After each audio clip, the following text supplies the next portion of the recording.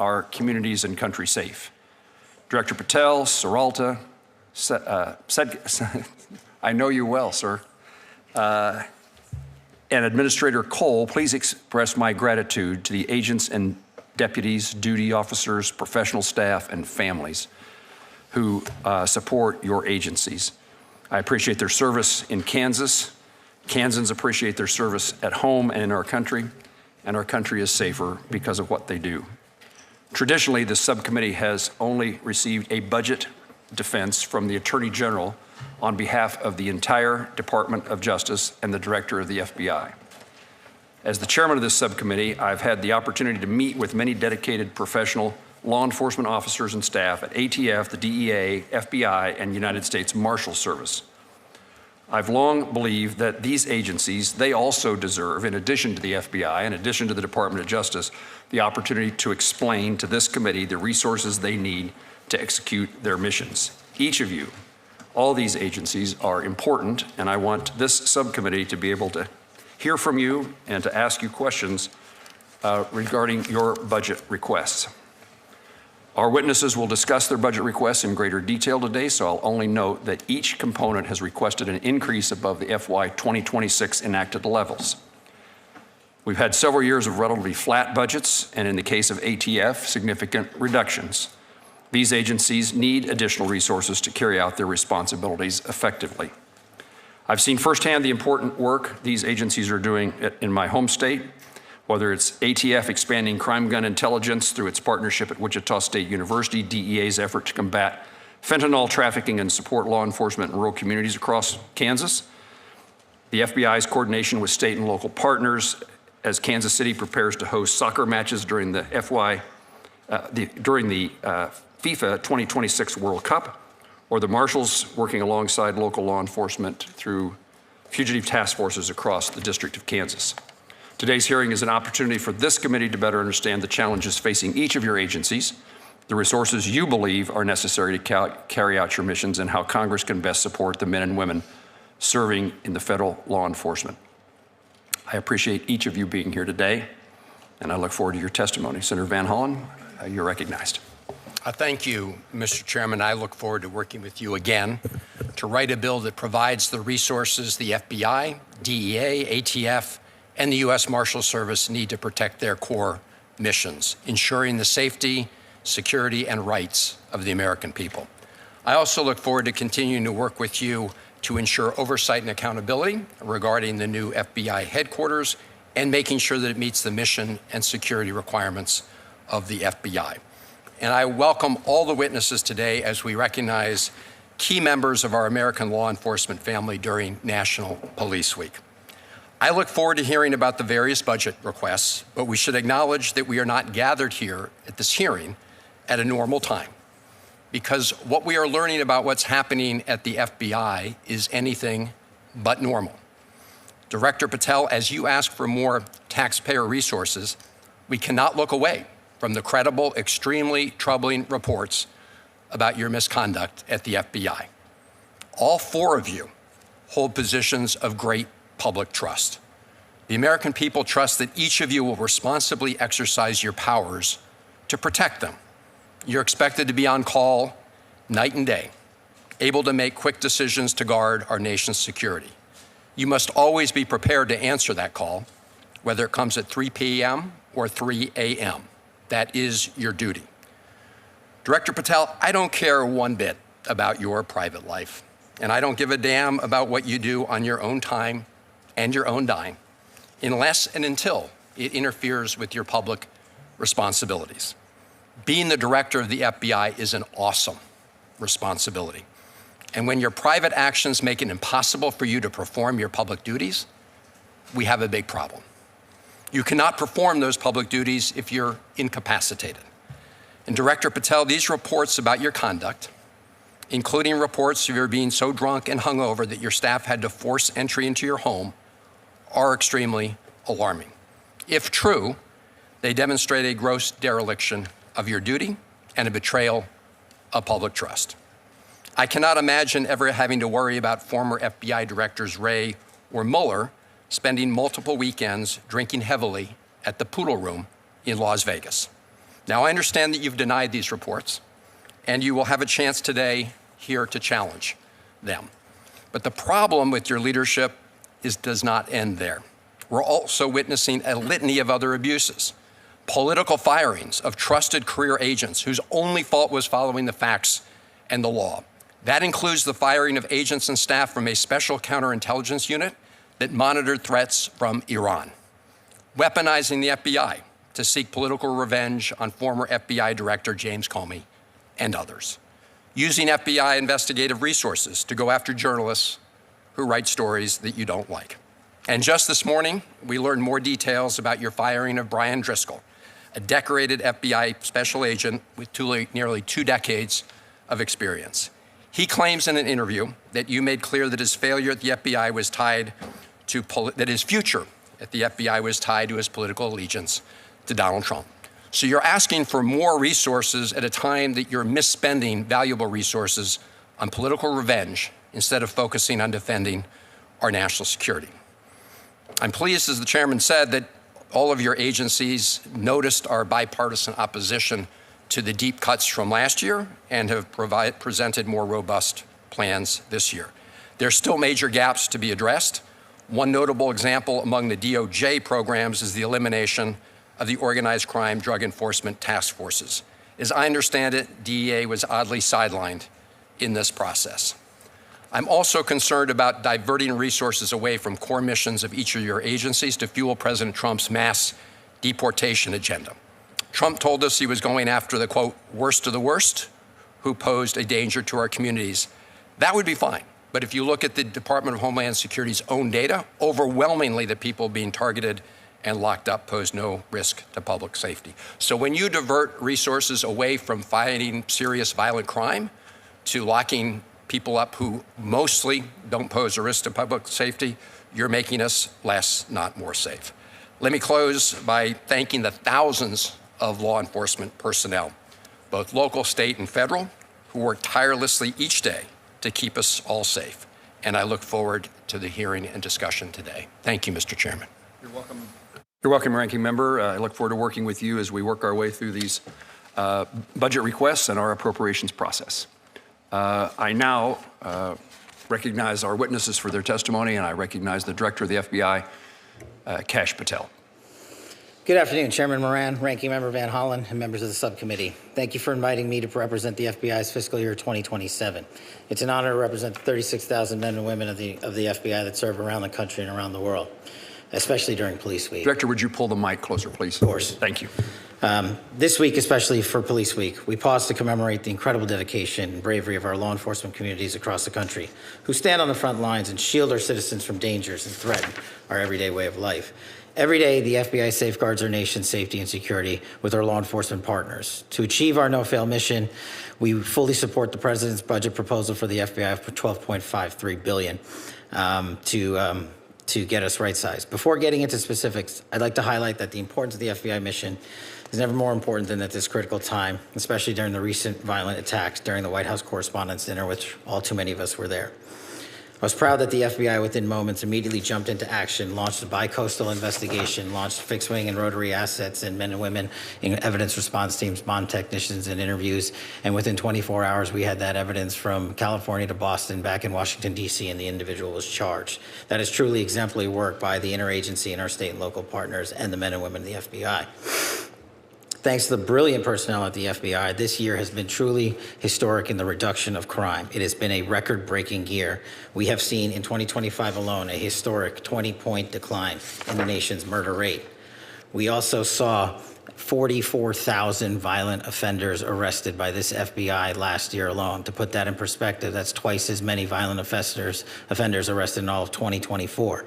The FBI seized more than 2,200 kilograms of fentanyl last year. That's a 31% increase from 2024. That's enough to kill 180 million Americans across this country.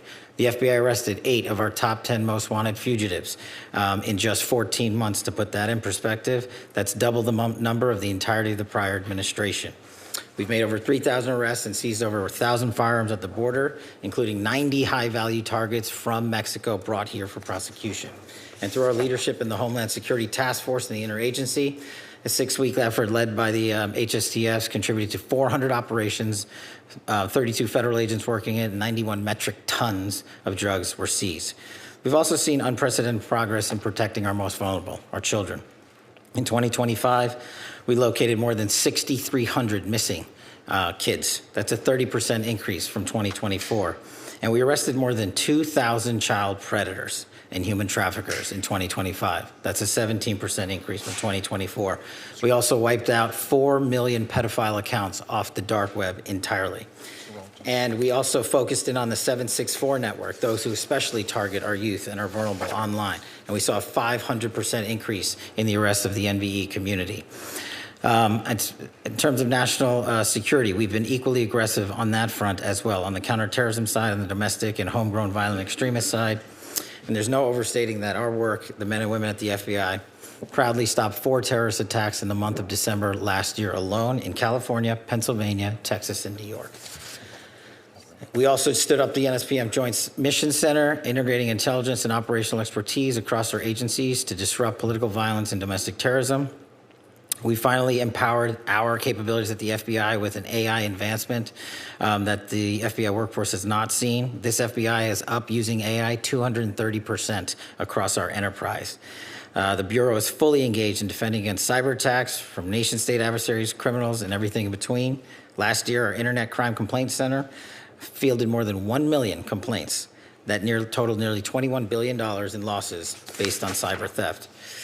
We've also seen an increase in complex financial crime arrests, included 400 indictments, and seized over $1.6 billion in funds related to those crimes, a 65% increase. Maybe most impactful in terms of scams, the FBI has led the overseas operations in Cambodia, Thailand, and Burma, crippling the scam center compound stood up by the CCP, including the arrest of an individual responsible for $14 billion in scams alone. And we're scuttling these compounds one by one. Just last week in Dubai, thanks to the cooperation of the FBI and the Dubai National Police and MPS, we arrested 300 individuals, freed 2,000 people who forced into traffic labor, and shut down a $4 billion scam center that was operating to fleece Americans and seniors of their hard-earned dollars. The FBI's unique authorities on these front lines show that we're defending the homeland. Just last month, we extradited Zhu Zhuwei, one of the top 2 cyber hackers from Italy. They say we couldn't get him. They thought the CCP was going to get him, but now he's here in prison. Our work collectively on the counterintelligence mission speaks for itself. 43% more counterintelligence arrests in 2025 than all of 2024 from China, DPRK, Russia, and elsewhere. And as you know, Mr. Chairman, we are busy getting ready for protecting Americans from every event of the Olympics, the World Cup, the F1, the Super Bowl, as we drive into 2028. But this summer, all eyes are focused on the World Cup, and the FBI and DHS stand ready, learning from our valuable experiences and focusing on a 14-month lift to ensure everybody is taken care of when they visit our country for this World Cup event. Lastly, we have secured record-breaking achievements to include task force officers from around the country, including deputizing our own officers, reducing the task force officer pipeline from 14 months to 60 days, allowing men and women in law enforcement to work together at speeds that have never been delivered before. With your continued support, this FBI stands ready to continue this great work, and I stand ready to answer any and all questions from you. And categorically, Mr. Vice Chairman, when you say there's credible reporting, just because you say it's credible doesn't make it so. This FBI is doing a historic level of crime reduction across the country. I'm proud to lead it. And if you want to cite media reporting to discredit the men and women of the FBI, go right ahead. The target's right here. The mission has never been more successful. Administrator Terrence Cole, Drug Enforcement Agency. Chairman Moran, Ranking Member Van Hollen, and members of the subcommittee, thank you for the opportunity to appear before you today. It's an honor to be here during National Police Week when we recognize the men and women of law enforcement who have given their lives in the line of duty. I appreciate your continued support of the Drug Enforcement Administration and nearly 9,000 professionals who carry out the mission across the United States and around the world. As a law enforcement veteran of more than 30 years, I come before you with a straightforward message. The threat we face today is unlike anything we've seen before. The DEA's mission has never been more urgent. Fentanyl continues to kill Americans at alarming rates. It's not just another drug threat, it's a weapon of mass destruction. Measured in American lives lost every day, it's produced and distributed by transnational criminal organizations that have industrialized death for profit. The Sinaloa and Jalisco New Generation cartels, now designated foreign terrorist organizations, are driving this crisis. They operate as a global enterprise. They use sophisticated supply chains, financial networks, and technology to move poison into our communities. They are well-funded, highly adaptive, and relentless. We have to be just as relentless in our response, and DEA is leading the fight. We're taking the fight directly to these organizations with aggressive, intelligence-driven enforcement. Our focus is clear: target leadership, break their command and control, disrupt supply chains, hold accountable those who profit from the addiction and death, including the global networks that supply precursor chemicals to make fentanyl production possible. And we are delivering results. In one recent coordinated surge, DEA and our partners made more than 600 arrests. We seized hundreds of kilograms of fentanyl, multi-ton quantities of cocaine and meth, hundreds of firearms, and more than $11 million in U.S. currency. Across our fentanyl operations, we've made thousands of arrests tied to trafficking networks, seized millions of fentanyl pills, removed hundreds of kilograms of fentanyl powder from circulation. Those numbers translate directly into lives saved. We're also seeing an impact at our community level. In one city alone, targeted operations with our partners led to the reduction in violent crime of more than 1/3, and a significant amount of drugs and firearms taken off the streets. Drug trafficking drives violence. When we dismantle these networks, we're not just removing drugs, we're making communities safer. We're also focused on the financial side of this fight. We're going after the money, including the use of cryptocurrency and other tools that these organizations rely on to move and hide profits. Our reach is both global and local. DEA operates in 82 offices across 62 countries and maintains a presence of 26 field divisions with more than 200 offices here at home. This allows us to attack the problem from source to the street. We do this work with discipline and accountability. DEA's workforce is a driven agency. We have nearly 9,000 employees on board against an authorized level of nearly 9,700 employees.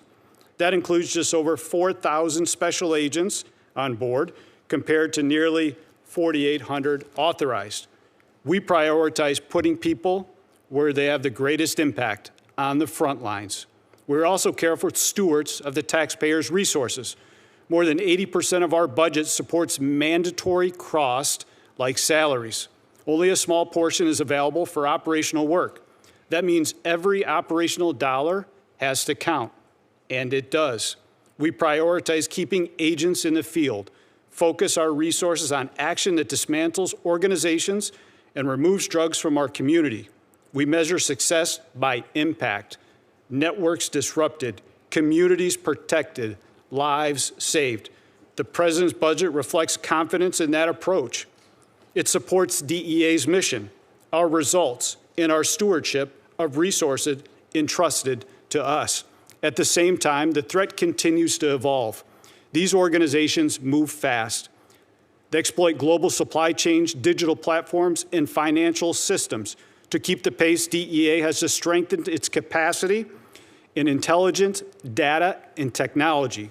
This means giving our agents and analysts the tools to connect information, identify networks, and act quickly.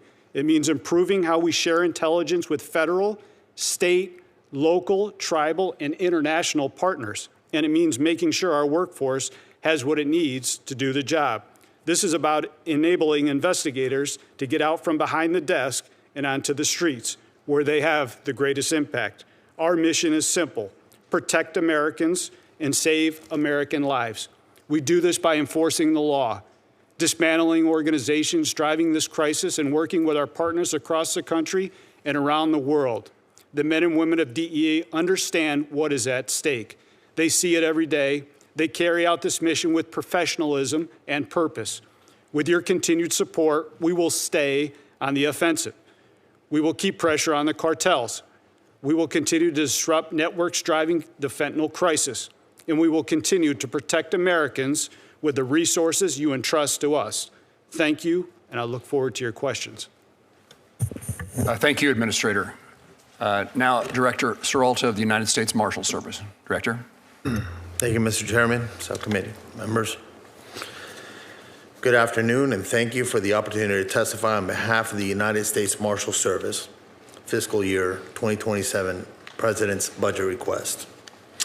The United States Marshal Service occupies a uniquely central position in the federal justice system.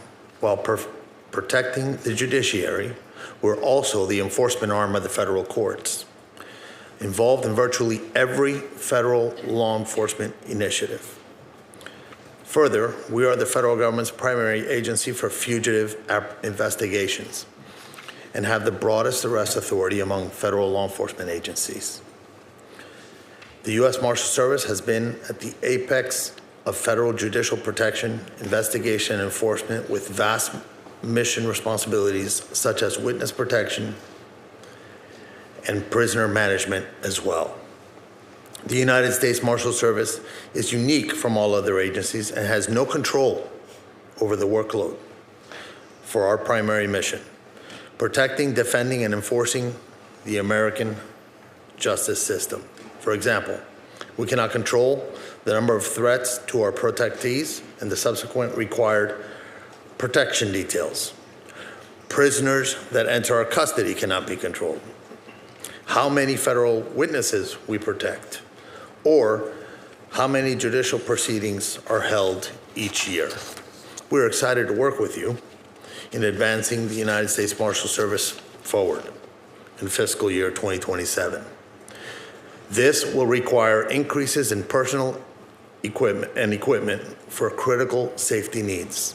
Our total budget request for nearly $5.2 billion includes, God bless you, $2.2 billion for salaries and expenses, $15 million for construction, and $3 billion for federal prisoner detention.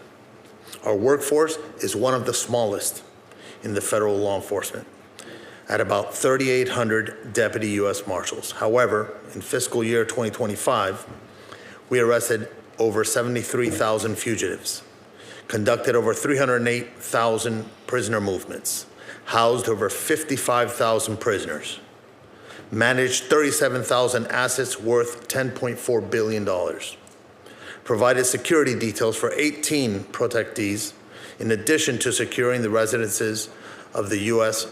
Supreme Court justices. Our continued success depends on our ability to provide the appropriate funding and personnel to support our missions. The fiscal year 2027 President's budget request maintains and advances funding for core activities. The U.S. Marshal Service requests program increases of $478 million for salaries and expenses appropriation to support the addition of 918 positions, of which 645 positions are for much needed Deputy United States Marshals.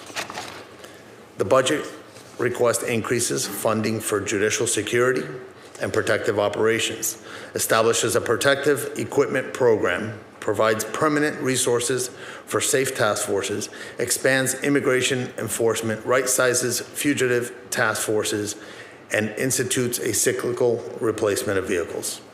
One highlight of the U.S. Marshal Service budget request is one that is always at the forefront of my heart and this committee's concern, and that's the safety and security of our law enforcement officers. This morning, at the Marshal Service headquarters, we honored our fallen as part of our National Police Week ceremonies, recognizing officers who have lost their lives in the line of duty.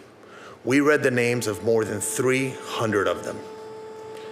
It is imperative that we provide the best equipment and training to aid in protecting our deputies while accomplishing our operational missions safely and successfully. I would like to discuss a matter of utmost importance: courthouse security and our construction appropriation. Unfortunately, the backlog of renovation projects to fix critical facility and security deficiency currently exceeds $484 million. Additional funding is necessary to maintain the infrastructure for the safety of the judicial officials, courtroom participants, the public, and our personnel. Lastly, the Marshal Service is required to house all detainees remanded to the custody of the Attorney General and must ensure sufficient resources are available for their housing and care. We have had some funding challenges in the last few years and appreciate the President's budget request of $3 billion. In closing, our continued success depends on our ability to provide the appropriate funding and personnel to support these vital functions. And so on behalf of the brave men and women of the United States Marshal Service, I thank you. Thank you. And now, Robert Sakata, the Director of the Alcohol, Tobacco, Firearms, and I appreciate your attendance. Thank you. Good afternoon, sir. Good afternoon, Chairman Moran, Ranking Member Van Hollen, and members of the subcommittee. Thank you for the opportunity to discuss the President's fiscal year 2027 budget request for the Bureau of Alcohol, Tobacco, Firearms, and Explosives. I am truly honored to be here. ATF is the only federal law enforcement agency whose primary mission is combating violent crime. We arrest violent criminals, disrupt firearms trafficking networks that arm gangs and cartels, investigate bombings and arsons, and deliver world-class forensic and intelligence services to state and local partners, all while protecting the Second Amendment rights of law-abiding Americans. We are a small federal agency with roughly 4,600 employees, but we are mighty. Our actions speak for themselves. Since January 20th, 2025, ATF has arrested over 8,700 criminals and seized nearly 44,000 firearms. Approximately 5,100 were interdicted before they were trafficked into Mexico. Just over 2.7 million rounds of ammunition and more than 28,300 illegal explosives were also interdicted and seized as evidence. ATF also investigated more than 3,500 arson and explosives incidents and deployed the National Response Team to 22 callouts, including the Palisades wildfire in California. We completed more than 11,000 FFL inspections and processed nearly 856,000 firearm trace requests for our state and local partners. We've also been very busy making operational improvements to our e-forms processing times.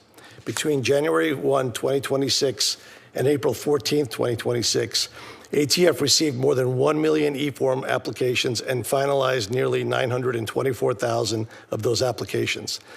Today, we are on track to hit a new record. By the end of May, we will have processed as many e-form 1 and 4 applications in 2026 as we did in the entirety of 2023.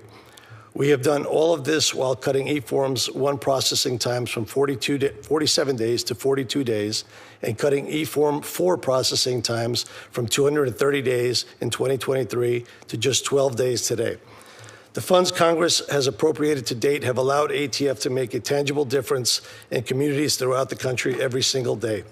ATF provides critical services to state and local law enforcement at no cost, including firearms tracing, ballistic intelligence, and forensic laboratory examinations involving firearms, arson, and explosives. These capabilities are central to identifying shooters, disrupting trafficking networks, and solving violent crime. ATF is grateful for this funding and has achieved a tremendous result, but without adequate investments by Congress, these results are not further sustainable. That is what makes the President's FY27 budget request for ATF so important. It totals $1.652 billion for salaries and expenses with 4,749 full-time equivalents. It is what ATF requires to sustain our mission. Notably, the administration's budget includes 2 program enhancements, $7.8 million for NIBIN and $25.8 million for combating gun violence. The NIBIN enhancement will enable ATF to replace aging ballistics imaging equipment and expand correlation services to additional sites. This would ensure timely investigative lead generation, allowing law enforcement to identify and apprehend violent offenders more effectively. The combating gun violence enhancement will enable ATF to add 86 positions, including 60 special agents, to support the expansion of firearms trafficking task forces along the southwest border and increase ATF's ability to identify, disrupt, and dismantle cross-border smuggling operations. If enacted, the administration's budget will enable ATF to sustain core capabilities, modernize critical infrastructure, and continue providing and expanding access to services for law enforcement partners, allowing us to continue focusing on our unique mission of combating violent crime. The Senate has been a staunch supporter of ATF's mission. I'm deeply grateful for that. I look forward to continuing to work together. I thank you all again. I look forward to your questions. Director Sakata, thank you very much. We'll now begin with a round of questions, and I'll begin with you, Administrator Cole. I just returned from a visit to China, where in conversations with Chinese leaders, we again push the issue of precursor chemicals and their import to Mexico and ultimately the drugs to the United States. I've also been to Mexico and met with the leadership there to encourage them to discourage China from continuing to import those precursors. What's the DEA? What are you doing as the administrator to engage those foreign partners in China as well as other places, India, for example, to break down this supply chain? Senator, thank you. And DEA is laser focused on targeting and disrupting the supply chain out of China as well as in India. We've held 2 bilaterals this year with Chinese officials, one at DEA headquarters and the other one at our Rocky Mountain Field Division. We continue to work on the ground in Beijing, China, with NCB, the National Control Board in China, as well as MPS, the Ministry of Public Safety. We continue to stay engaged. We continue to target the Chinese organizations that are sending this precursor chemicals into Mexico for the manufacturing of fentanyl to come across our border. We will continue to stay on our front foot. We will continue to target. We will continue to work with U.S. Ambassador David Perdue on the ground in China, who's been a tremendous advocate on the ground, not only for all federal law enforcement, but for protecting American citizens in our country from this danger of the precursor chemicals that continue to flow into Mexico and into Colombia. Administrator, how do you evaluate the interest, the willingness of Chinese officials and other foreign countries, their leadership in actually assisting in keeping the precursors out? And at the ground level, we're working extremely well. I think there are still barriers that are in place. I know the president's visit this week will be fruitful as we continue to stay on the offense when it comes to protecting Americans to this precursor chemicals that continue to flow into Mexico and China. The Mexican authorities have stepped up their game with bilateral cooperation. I think everybody at this table has seen an increase in the cooperation with Mexico, but we need more. We can only determine the effect when we start to see the decrease in Americans that are dying at the hands of this poison that is coming out of Mexico, but is being fueled by China and India. Thank you for your efforts, and I look forward to results. Director Serralta, you are the second U.S. Marshal I ever met in a visit to Florida when you were in the District of Florida, and I appreciate the hospitality you extended to me, 3 years ago or so, as I tried to learn about the Marshal Service in this capacity I hold on this committee. You mentioned infrastructure at courthouses. I've taken an interest over the years in the Commerce Justice Science Subcommittee working to provide additional resources for judiciary security. And that has included security operations, courthouse security, protective details, and threat response capabilities. We've also worked to provide legislation so that information can be removed from websites regarding members of the judiciary and their families. You mentioned another aspect of this in your testimony, and that's about infrastructure. I leaned back to my staff to ask if this subcommittee has jurisdiction over infrastructure at courthouses, which I didn't necessarily think we did, but we do because it comes out of your budget. So I wanted to give you the chance to highlight, for me at least, what's the current circumstances that our judges and court officials face in regard to threats, and if you want to re-highlight for us the things that we might do to be helpful to make their persons more secure. Thank you, Senator Moran. It was a pleasure to have you in Florida. I hope to do that again sometime. You did that never knowing that you were going to be the director of the U.S. Marshal Service. I did not know that. Assume. Correct. So our judicial security protective operations is due to with the president's budget, to have an increase of $34.6 million. And that's going to strengthen and expand the protective operations mission by adding more dedicated teams and allow the USMS to surge resources when threats necessitate enhanced judicial security. But you bring about the question about the construction backlog, which I mentioned in my opening. The construction backlog is $484 million, and that includes $30 million of it for prisoner elevators. So anytime we have to take a prisoner through a different elevator or up the steps, we risk the prisoner injuring himself or someone being injured by having the prisoner walking in unsecure locations. So it is a serious concern. It is something that I believe goes to the judicial security as a whole. The Marshal Service mitigates and we triage what areas we work with first with the input of the judiciary. You would take just one more minute before I turn to Senator Van Hollen.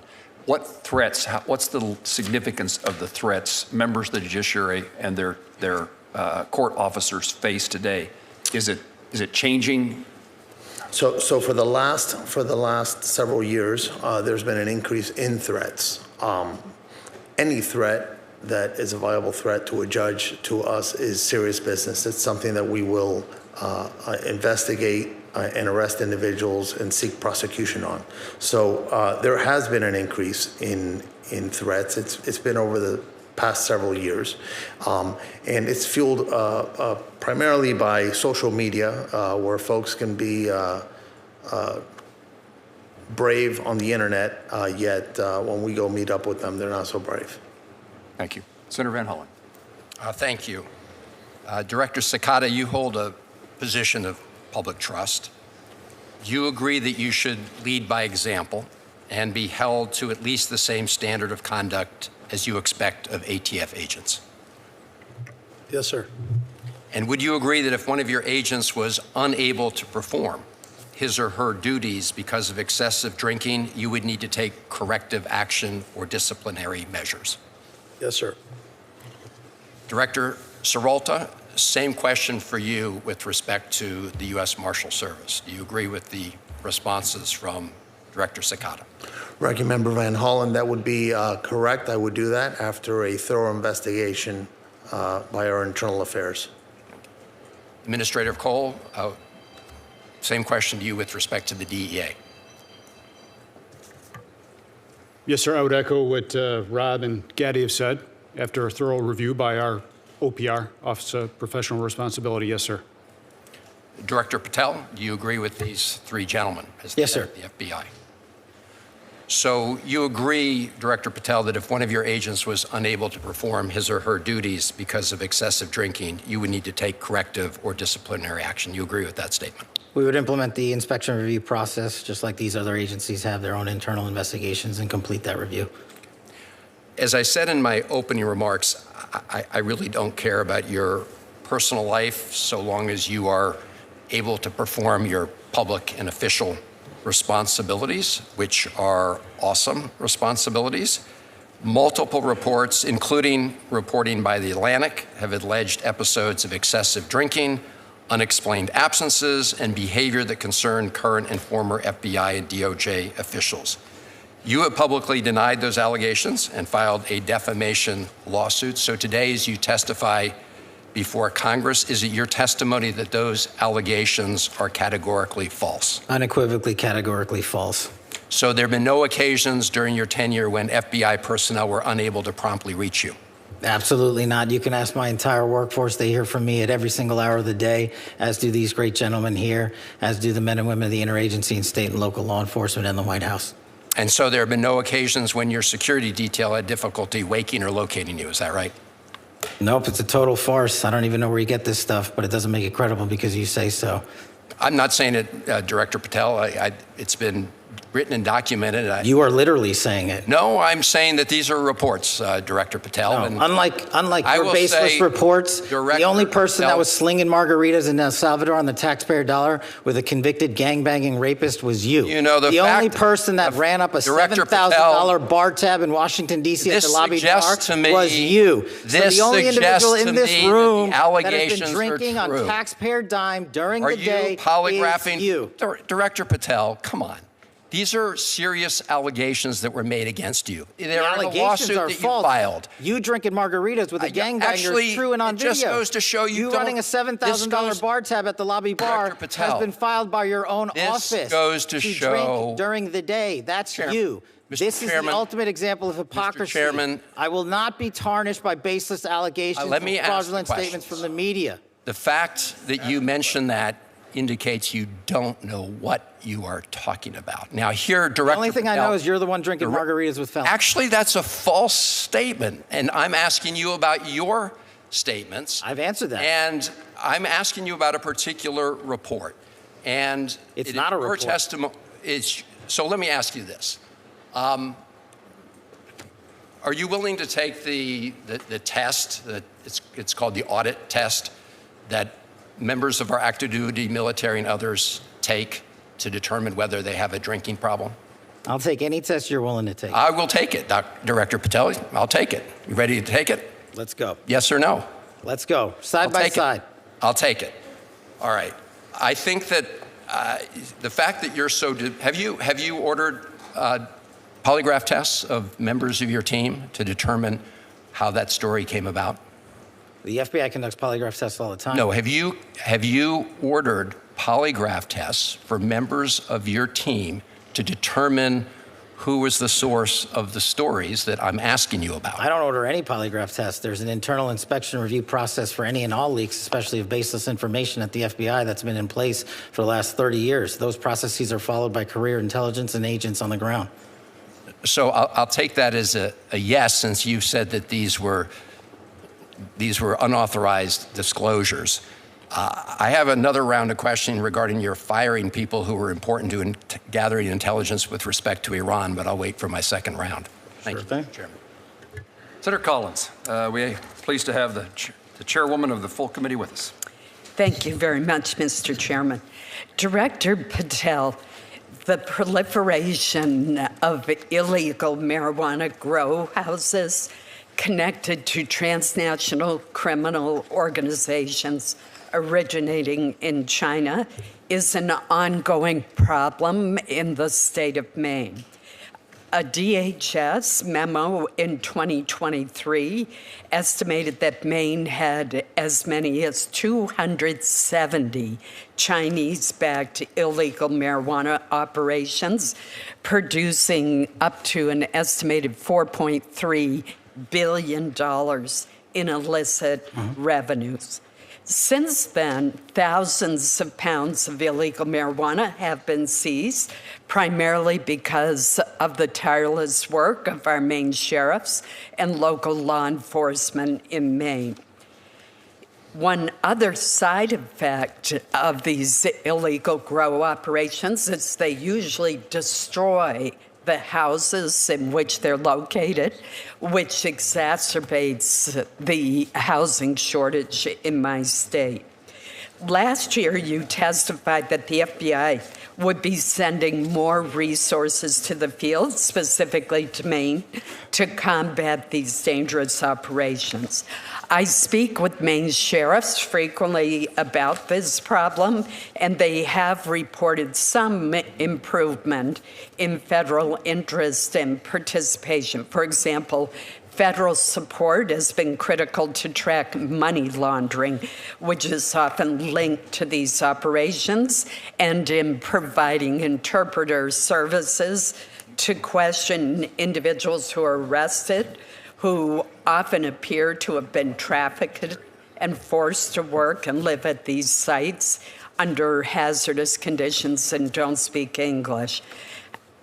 Bring me up to date on how the FBI is working to address these dangerous grow houses that are operating not just in Maine, although we're a particular target, but Oklahoma, California, and other states as well. It's essential that we have support from FBI, from DEA, from Treasury. This has to be an all-of-government effort to close these operations down. Senator, I couldn't agree with you more. And what we did since you and I we've spoken in between you last year in this hearing, but the HSTFs that we stood up, the Homeland Security Task Forces that we stood up in 59 locations across the country, co-led by DHS and FBI, have specifically targeted the marijuana grow house operations, especially tied to the Chinese. There's two problems there. The Chinese nationals that are doing most of the criminal activity related to the grow houses have either severed ties or covered their tracks very well, and has led us to be unable to determine their direct connectivity. I'm not saying it doesn't exist, back to mainland China. That's kind of their MO on how they do, whether it's grow houses or any other criminal activity. So what we're doing with the HSTFs is reverse engineering those programs, taking down the grow houses, whether they're in Maine or Oklahoma, and tracing their banking records and their financial statements to see what we can do with the sanctions program overseas and shut down the financiers of these operations. Do we know where the money is going to? Some law enforcement officers in Maine believe it's tied to the fentanyl trade. Yes, ma'am. I believe, as these gentlemen will tell you, the money always goes back into the drug trafficking trade, into the drug traffickers' pockets. And so we're not seeing, I'm not saying it doesn't happen, what we're not seeing yet is the money directly being shipped back over to mainland China and the CCP from these grow house operations. I would encourage you to even increase your efforts even more, because this remains a huge problem in Maine, despite the valiant efforts of our sheriffs and local law enforcement. Administrator Cole, could you provide an update on DEA's efforts in this area? Yes, ma'am. Yes, Senator. And we continue to target those specific marijuana traffickers in Maine.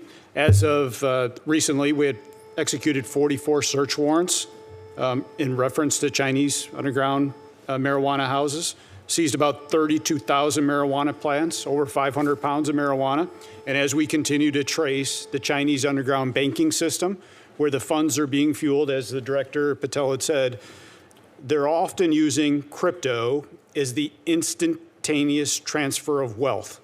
And what that requires our skilled investigators to do is to pull those findings off the blockchain, but to specifically look at 1, 2, and 3 tiers removed to help identify exactly where those illicit gains are going to.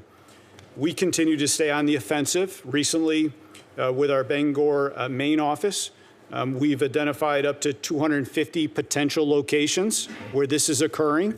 So this is ongoing cooperation with our state, local, tribal partners and our federal partners, not only through our efforts, but the efforts of the Homeland Security Task Force that has come together.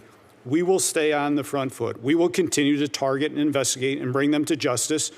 Unfortunately, they are embedded, which requires long-term, complex conspiracy work to continue to eradicate not only the poison of the narcotics, but the environmental dangers that they bring to these grow houses. So we will continue. We will keep you posted, Senator. My team is happy to follow up with your team to give you progress and update reports. Thank you. What I have found is a lot of time constituents who live near these houses know what's going on. I mean, all of a sudden, the windows are covered. They see people going in and out at odd hours. They can smell, in some cases, the marijuana.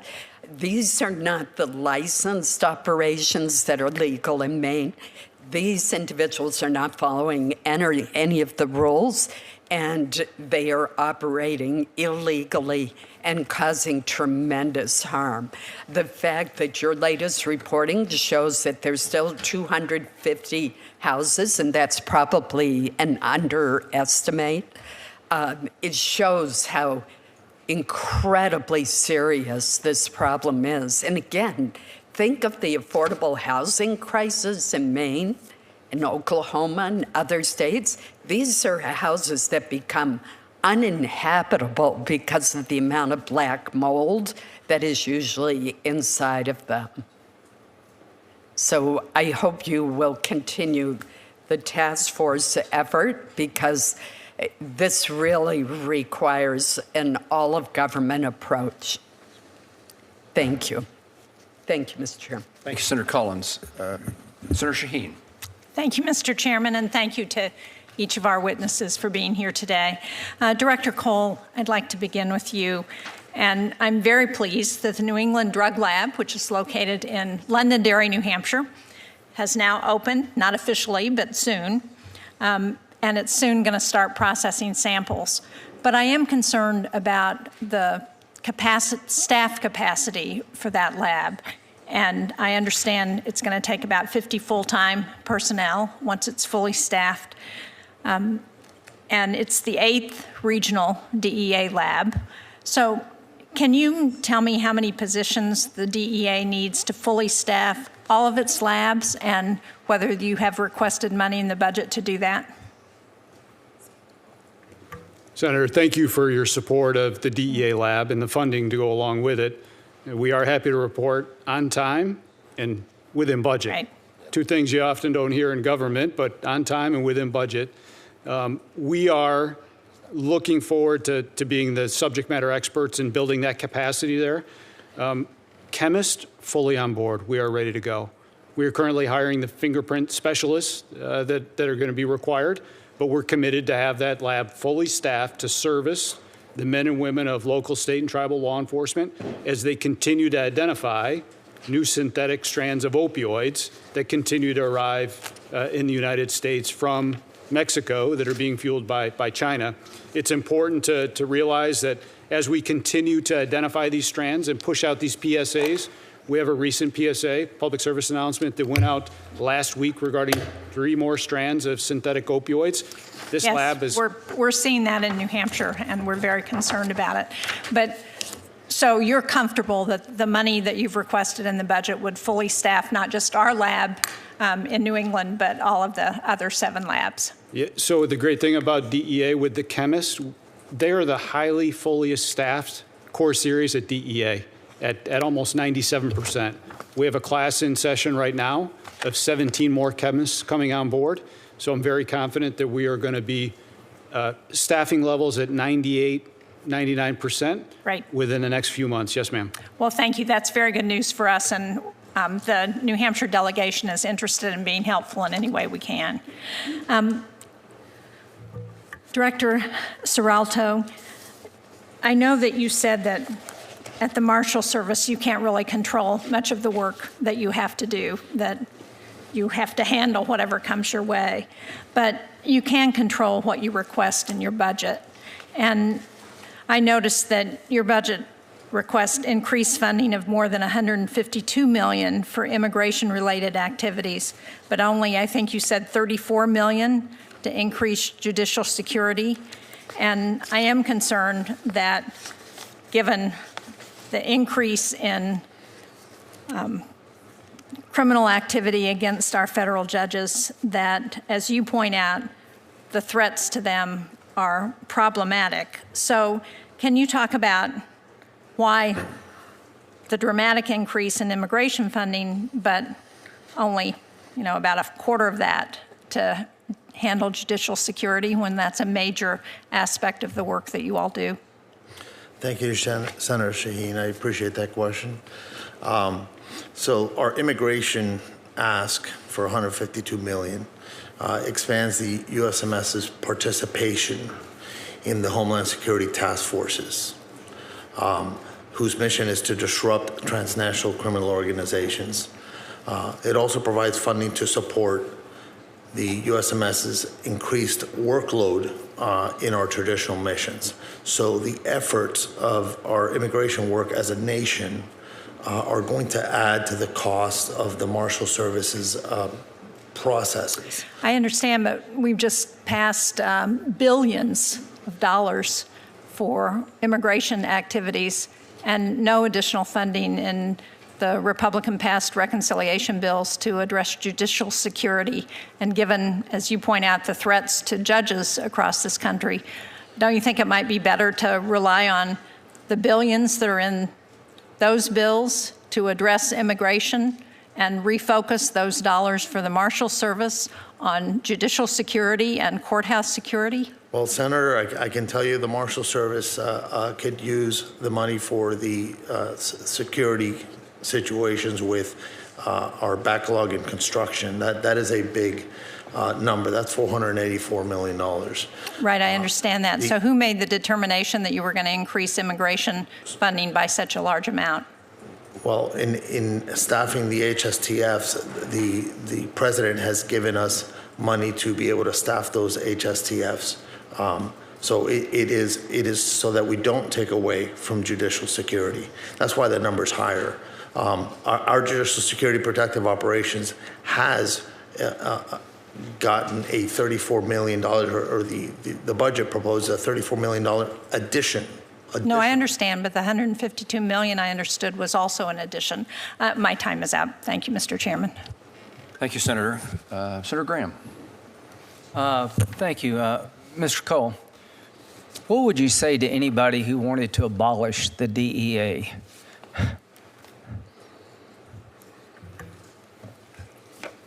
Well, I would have them take a look at our direct workflow currently, where last year we seized close to 57 million fentanyl pills in the United States, close to $900 million in U.S. currency that came from drug traffickers.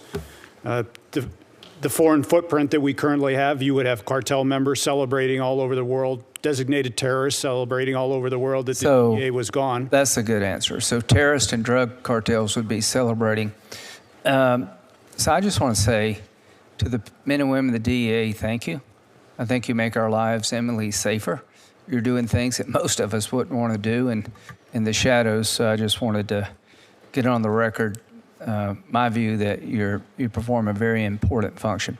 Director Patel, when you look at the threat streams against our country, are they going up or down? The threat streams over the last year in general have gone up over the last few years, which is why you've seen the resulting amount of violent criminal arrests.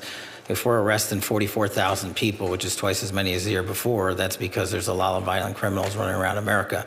But the good news is that the FBI, along with these men and their agencies, are doing the work and arresting people at record levels: gangbangers, narcotics traffickers, sex traffickers, terrorists, and those that pose the greatest threat to our national security.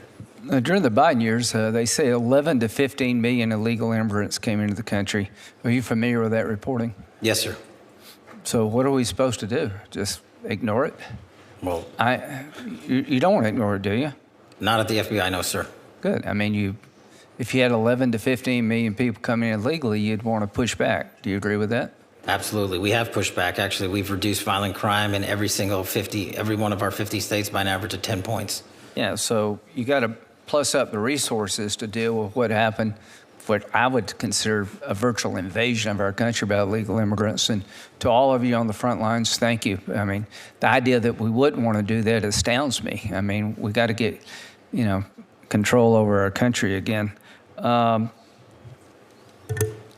Patel, when it comes to systems, do you think the country would be well served to have a law like I'm proposing called Logan's Law that would require states to report to the Attorney General of the United States the results of all cases involving violent crime where you could get 6 months or more, to include the charge and the plea bargain so we'd know better about soft on crime prosecutors and judges?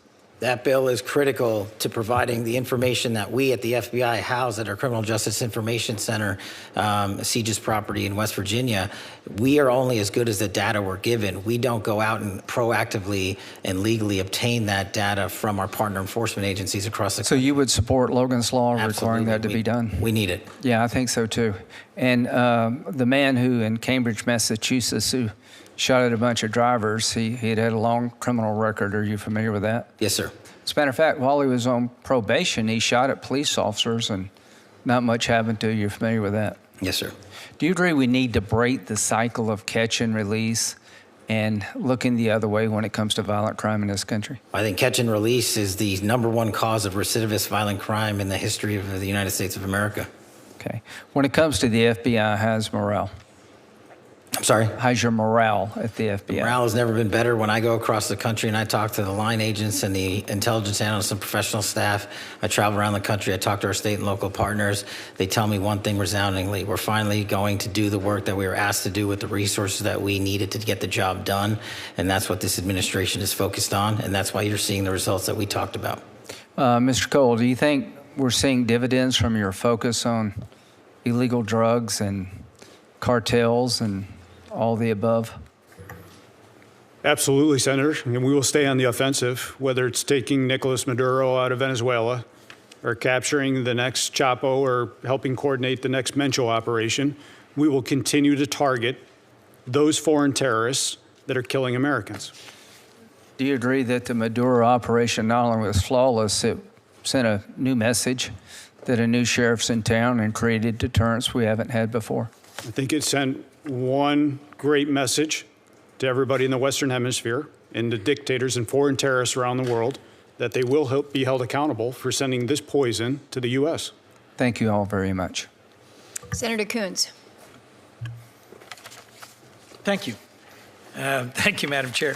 Thank you, Chair Moran, Ranking Member Van Hollen, Senator Murkowski, and I appreciate each of our witnesses for being here today. During National Police Week, I just wanted to express my particular appreciation for the men and women of each of your agencies. When I was county executive, I was responsible for the second largest law enforcement agency in our state, and our partnerships with Marshals, ATF, DEA, FBI, and many other elements of federal law enforcement were really critical to our investigations and working to advance security in my home community. In just the last few months, the Newcastle County Police have worked with the FBI to arrest a suspect who had both plans and weapons to carry out a mass shooting at the University of Delaware, worked with DEA to investigate methamphetamine distributors, worked with the Marshals Service to arrest a suspect with a warrant out for attempted murder. These are just a few brief examples. I have other topics to get to, but if each of you could just briefly tell me, what are your plans for strengthening your partnerships with local law enforcement, and what more do you need from Congress to execute on those plans? Director Patel. Thank you, Senator. One thing we always need more of is data from state and local. Anything we can do from a legislative perspective at the federal state level to get us that data so we can ingest the data and get it back out to our partners, that's critical. What we're doing to expand specifically at the FBI, for the first time ever, we stood up our LEPIC, our Law Enforcement Partner Engagement Council. So I didn't want to just hear from police officers from around the country by email and phone call. I embedded 10 officers and sheriffs and tribal officers permanently at the FBI because they're the best connected. And so for us, that's the best way forward, along with getting out into the field and making sure our field partners see and feel us and touch us and tell us what their problems are. Thank you, Director. Senator, more connectivity to our state, local, and tribal partners is the utmost importance at DEA. Due with the significant change in the landscape with synthetic opioids, with more methamphetamine pills coming in, more cocaine coming in, it's important that those state and local counterparts, the men and women that are on the front lines every single day, have the same intelligence and the same information that the DEA does. Part of this is coming from our capacity to build foreign partnerships. The amount of foreign partnerships and people we have downrange in Mexico and Colombia, that intel is critical to the beat officer that's working in rural areas.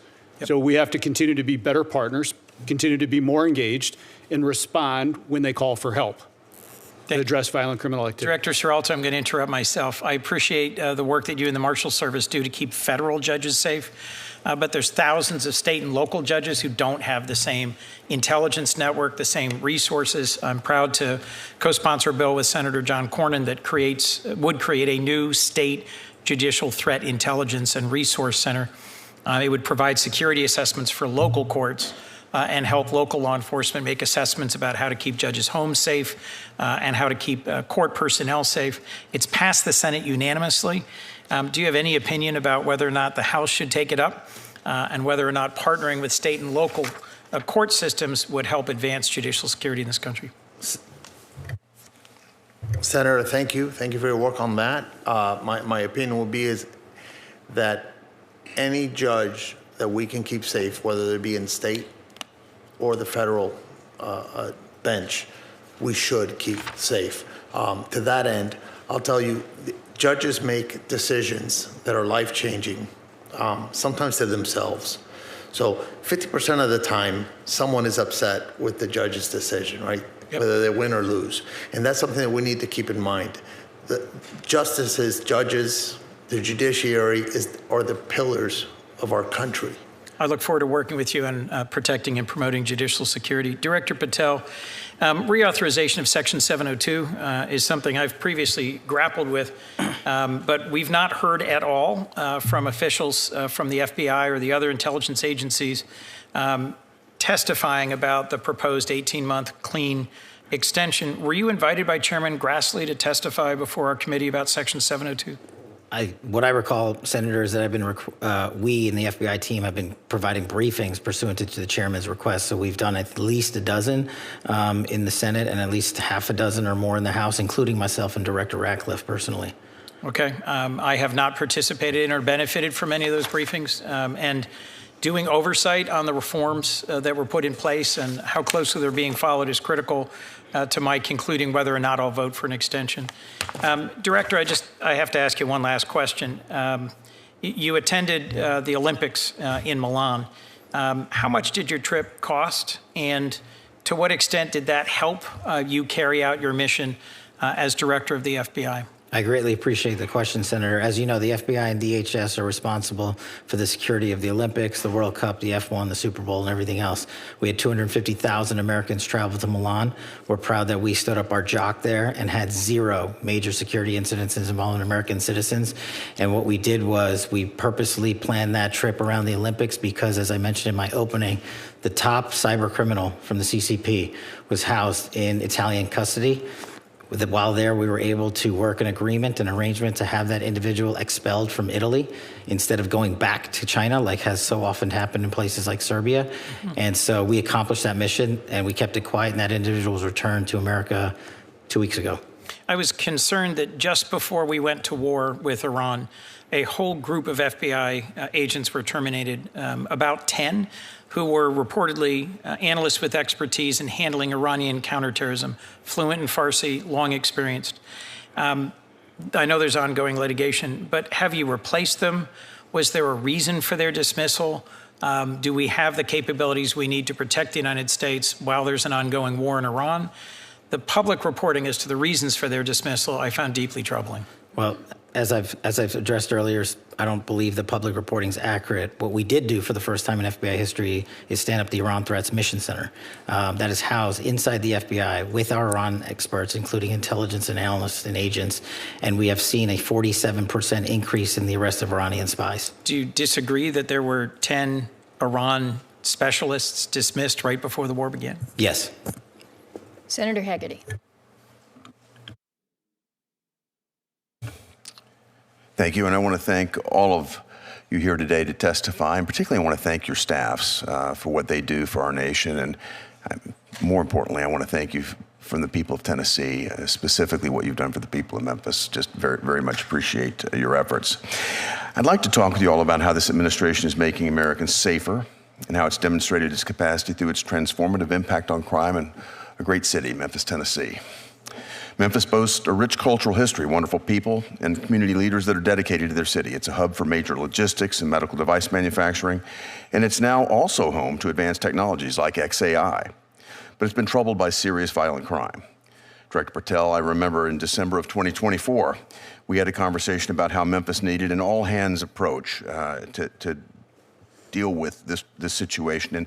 And I asked you at that point, when you were contemplating coming in to run the FBI, if we could get help from the world's most sophisticated law enforcement agency to revitalize the city of Memphis. And you were overwhelmingly supportive of that, and I can't tell you how much I appreciate it. In fact, I was so honored to host you in the spring of 2025 in Tennessee as we let unfold the plan that would actually help rescue Memphis.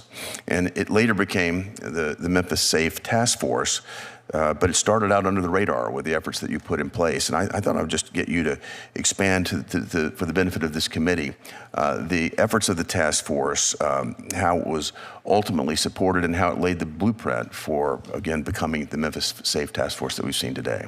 Well, you're absolutely right, Senator. It was an interagency lift by the task force that's led by these gentlemen here on this committee, working relentlessly to safeguard not just Memphis, but a place like Washington. But I thank you for highlighting the FBI's work.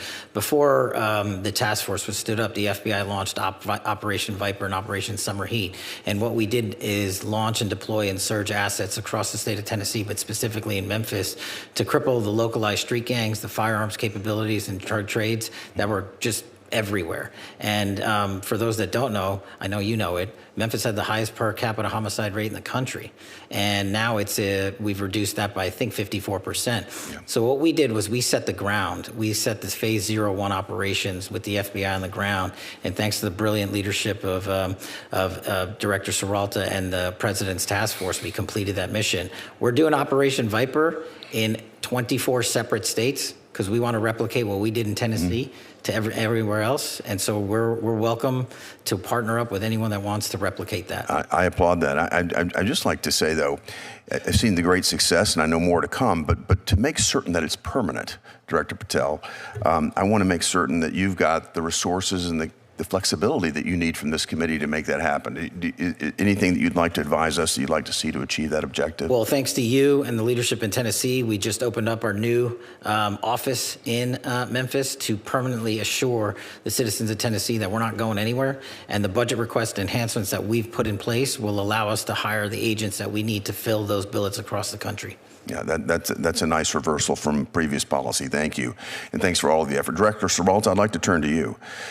Certainly things didn't stop with the FBI's crime task force. That effort laid the groundwork for the president to issue an executive order establishing Memphis Safe. Director, given your direct involvement, can you walk me through the results of Memphis Safe Task Force from your perspective and where you see it going from here? Thank you, Senator. Thanks to your support and that of your colleagues and local government there as well. It's been highly successful. So the president's decisive action in Memphis proves that when federal government partners with local government leaders, we can turn the tide against failed experiments in criminal justice reform and make America safe again. Since launching on August 1st, 2025, and as of April 30th, 2026, I am pleased to report that the operation has yielded 8,701 total arrests by federal officers, averaging 40 per day, including 64 for homicide, 957 for narcotics, and 791 for firearms violations. We've seized 1,426 illegal firearms in Memphis alone, an average of 6 per day. That could have fueled more shootings, assaults, or worse in that city. I'm looking actually at one of the records. We had a daily report on this, and I would commend this to my colleagues. This is amazing work that you're doing. Thank you, Director. I hate to cut you short, but I just would like to ask you one other question. It's a glaring example to me when you have cooperation from a state, from a city, what can happen, and the results that you just went through, dramatic improvement. Rather than calling our law enforcement Gestapo like we've heard in some other parts of America, we've embraced the help, and the results have been dramatic. And I'd just like you to share with us the response that you've received from the people of Memphis. So it's 31 agencies working together. That includes state and local and federal. And the operation has had significant positive impact on the lives of the Memphis residents. The city residents and visitors are now visiting the downtown area. Local businesses are rallying back. There's been large-scale public events have also shown improved safety outcomes. That was demonstrated in December with the St. Jude Marathon, which hosted about 22,000 runners, and not a single burglary was reported that day. And that's different compared to other years.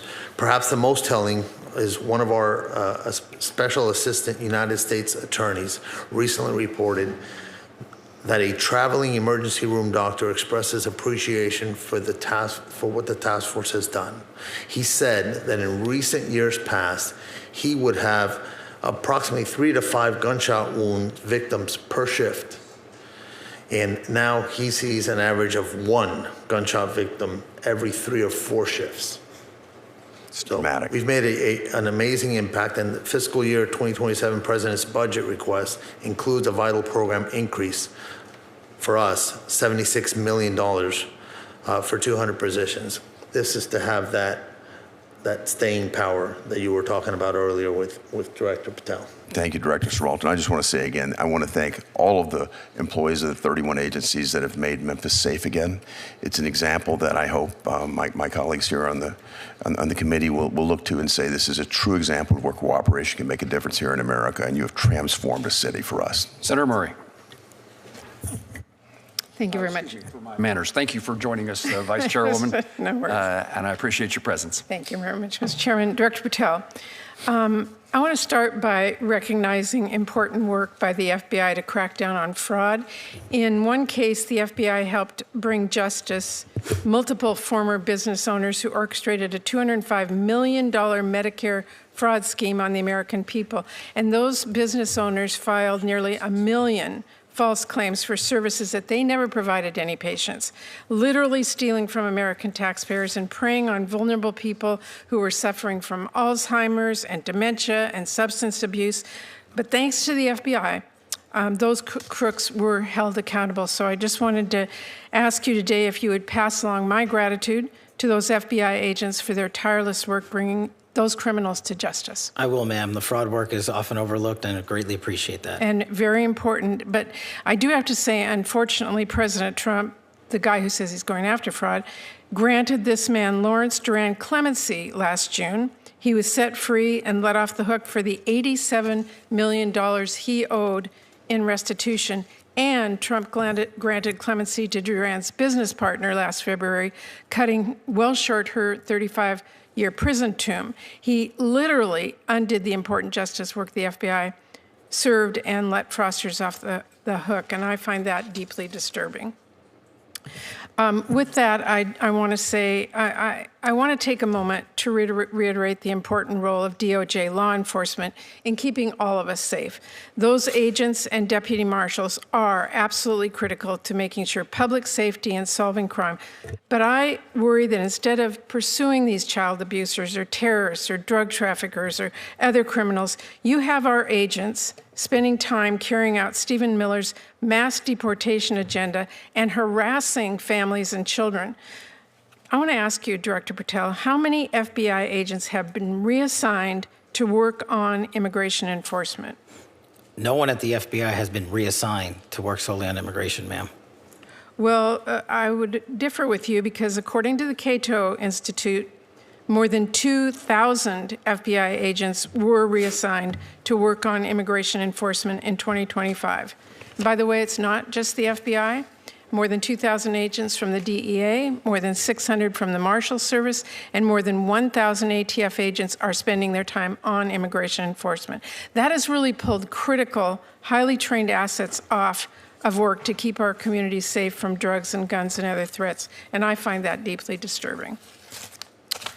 Now, Director Patel, I want to ask you about a number of extremely troubling stories recently about your leadership and temperament and what's happened to the FBI with you at the top. And in response to all the concerns about your leadership, instead of righting the ship, you've taken to polygraphing your employees to scare them and attempt to rat out leakers. There are reports that you're using FBI resources to investigate journalists for reporting what's going on, and that is absolutely not what this committee intended when we funded the Bureau. So can you commit to this committee today that no agent hours have been pulled from other work like counterterrorism or violent crime investigations to work on matters related to negative press about you or your personal lawsuit? Senator, I greatly appreciate the question, and I can tell you unequivocally, this FBI is targeting and investigating no journalists. This FBI is targeting no journalists. The Obama and Biden administrations targeted dozens of journalists, sent out 1,200 interviews. I didn't ask you about the And- Biden administration. I asked Well- if you can commit to this committee that no agent hours have been pulled from other work. We have not done so. Okay, well, there are reports that are using FBI resource to investigate journalists. You are saying to this committee today that that is not true. That's correct, ma'am. Okay, well, let me just say, Director Patel, we need a serious budget, but we also need serious leadership.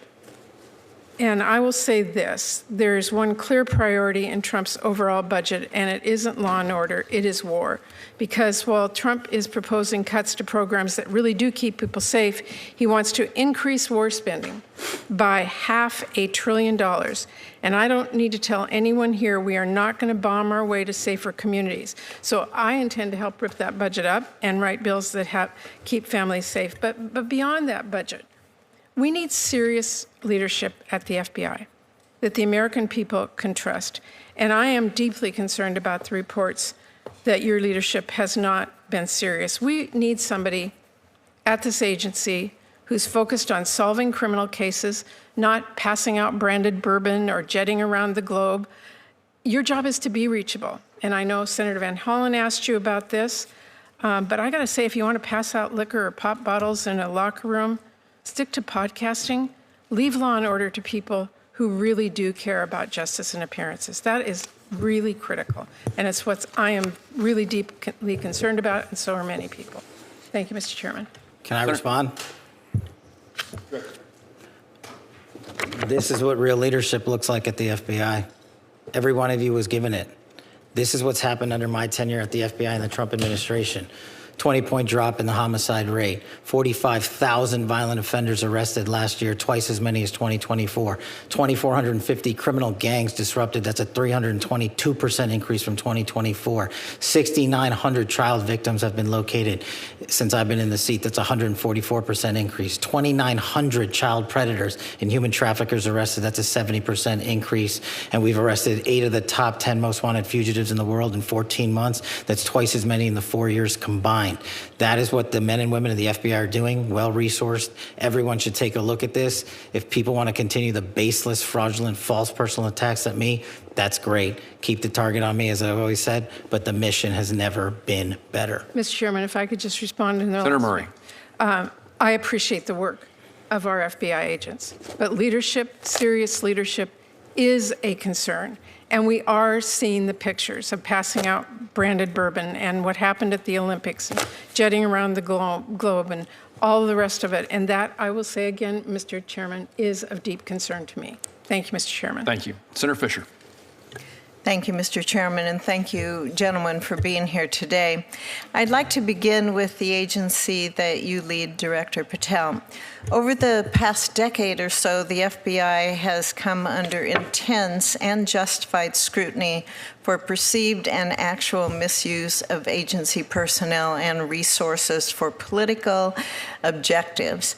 Director Patel, what steps have you taken to refocus the Bureau to its core missions of counterterrorism and counterintelligence on federal law enforcement and on criminal justice? Thank you, Senator. I think the weaponization of law enforcement that you spoke of was caused by the centralization of the FBI in the National Capital Region. What I mean by that is, before I got in the seat, over 1/3 of the entire FBI workforce was located in the National Capital Region. When I got here, I put 1,000 agents into the field permanently. Every single state got more agents than they've ever had. Behind that, I sent 300 intelligence analysts into the field permanently.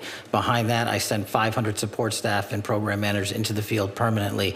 And that's only CONUS. We've also expanded our overseas footprint. So decentralizing the bureaucracy of Washington, removing the red tape in the bureaucracy, putting agents in the field in Nebraska and everywhere else is how we're getting the mission done. And no one at this FBI is allowed to politicize or weaponize law enforcement. If you do, you don't get to work there anymore.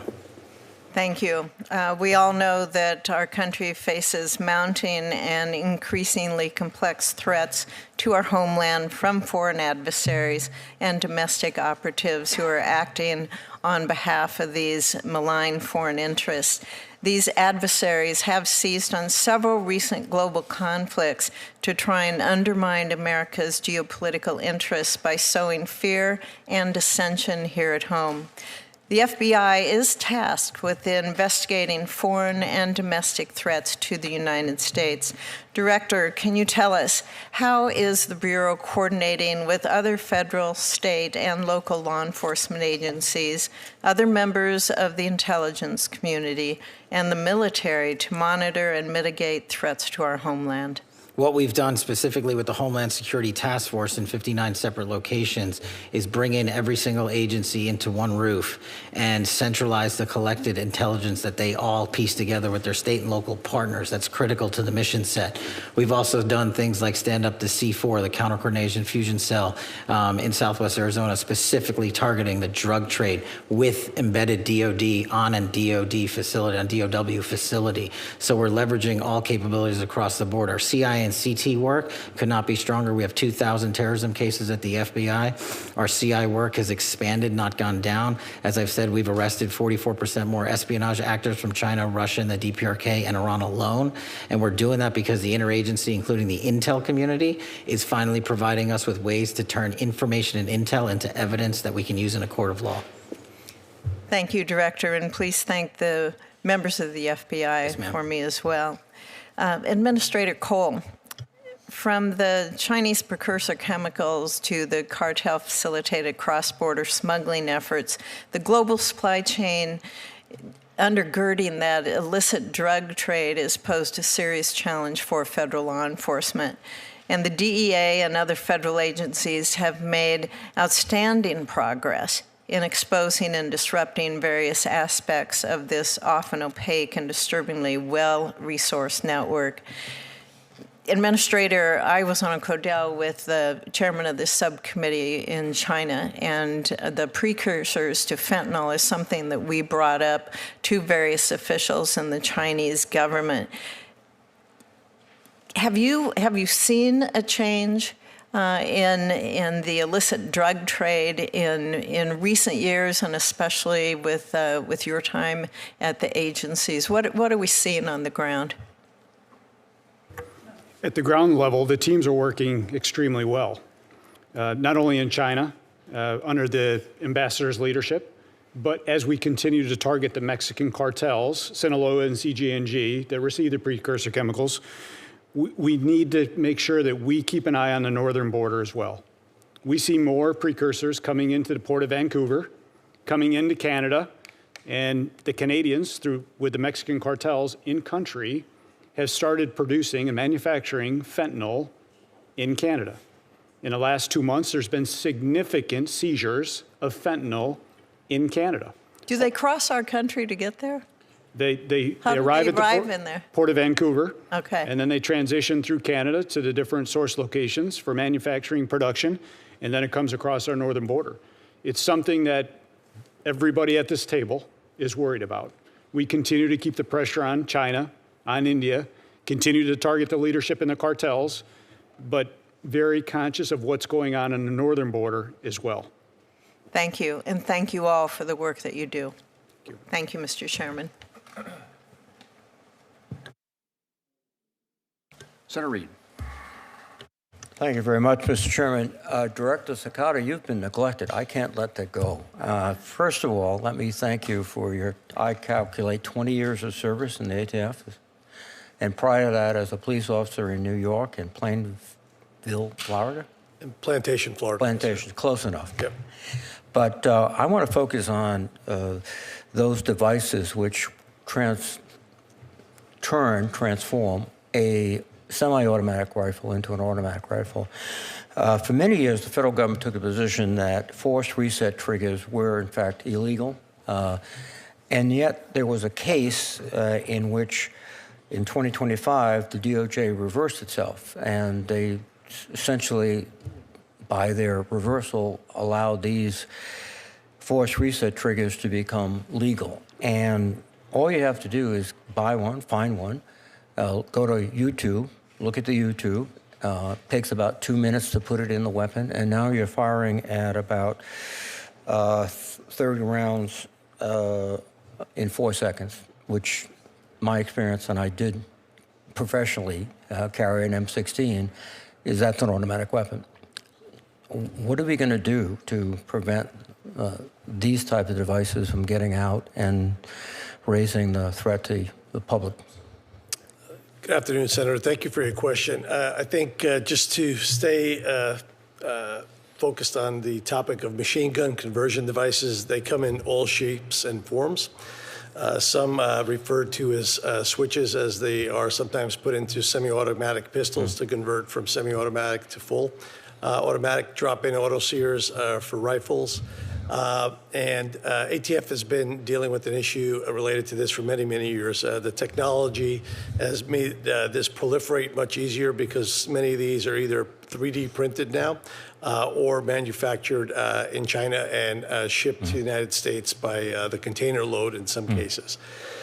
As it relates to the force reset trigger, I'd like to answer that question. That particular type of device was litigated and settled with the Department of Justice not too long ago. I won't be able to comment too much on that specific settlement with the Department of Justice, but it relates to the force reset trigger itself.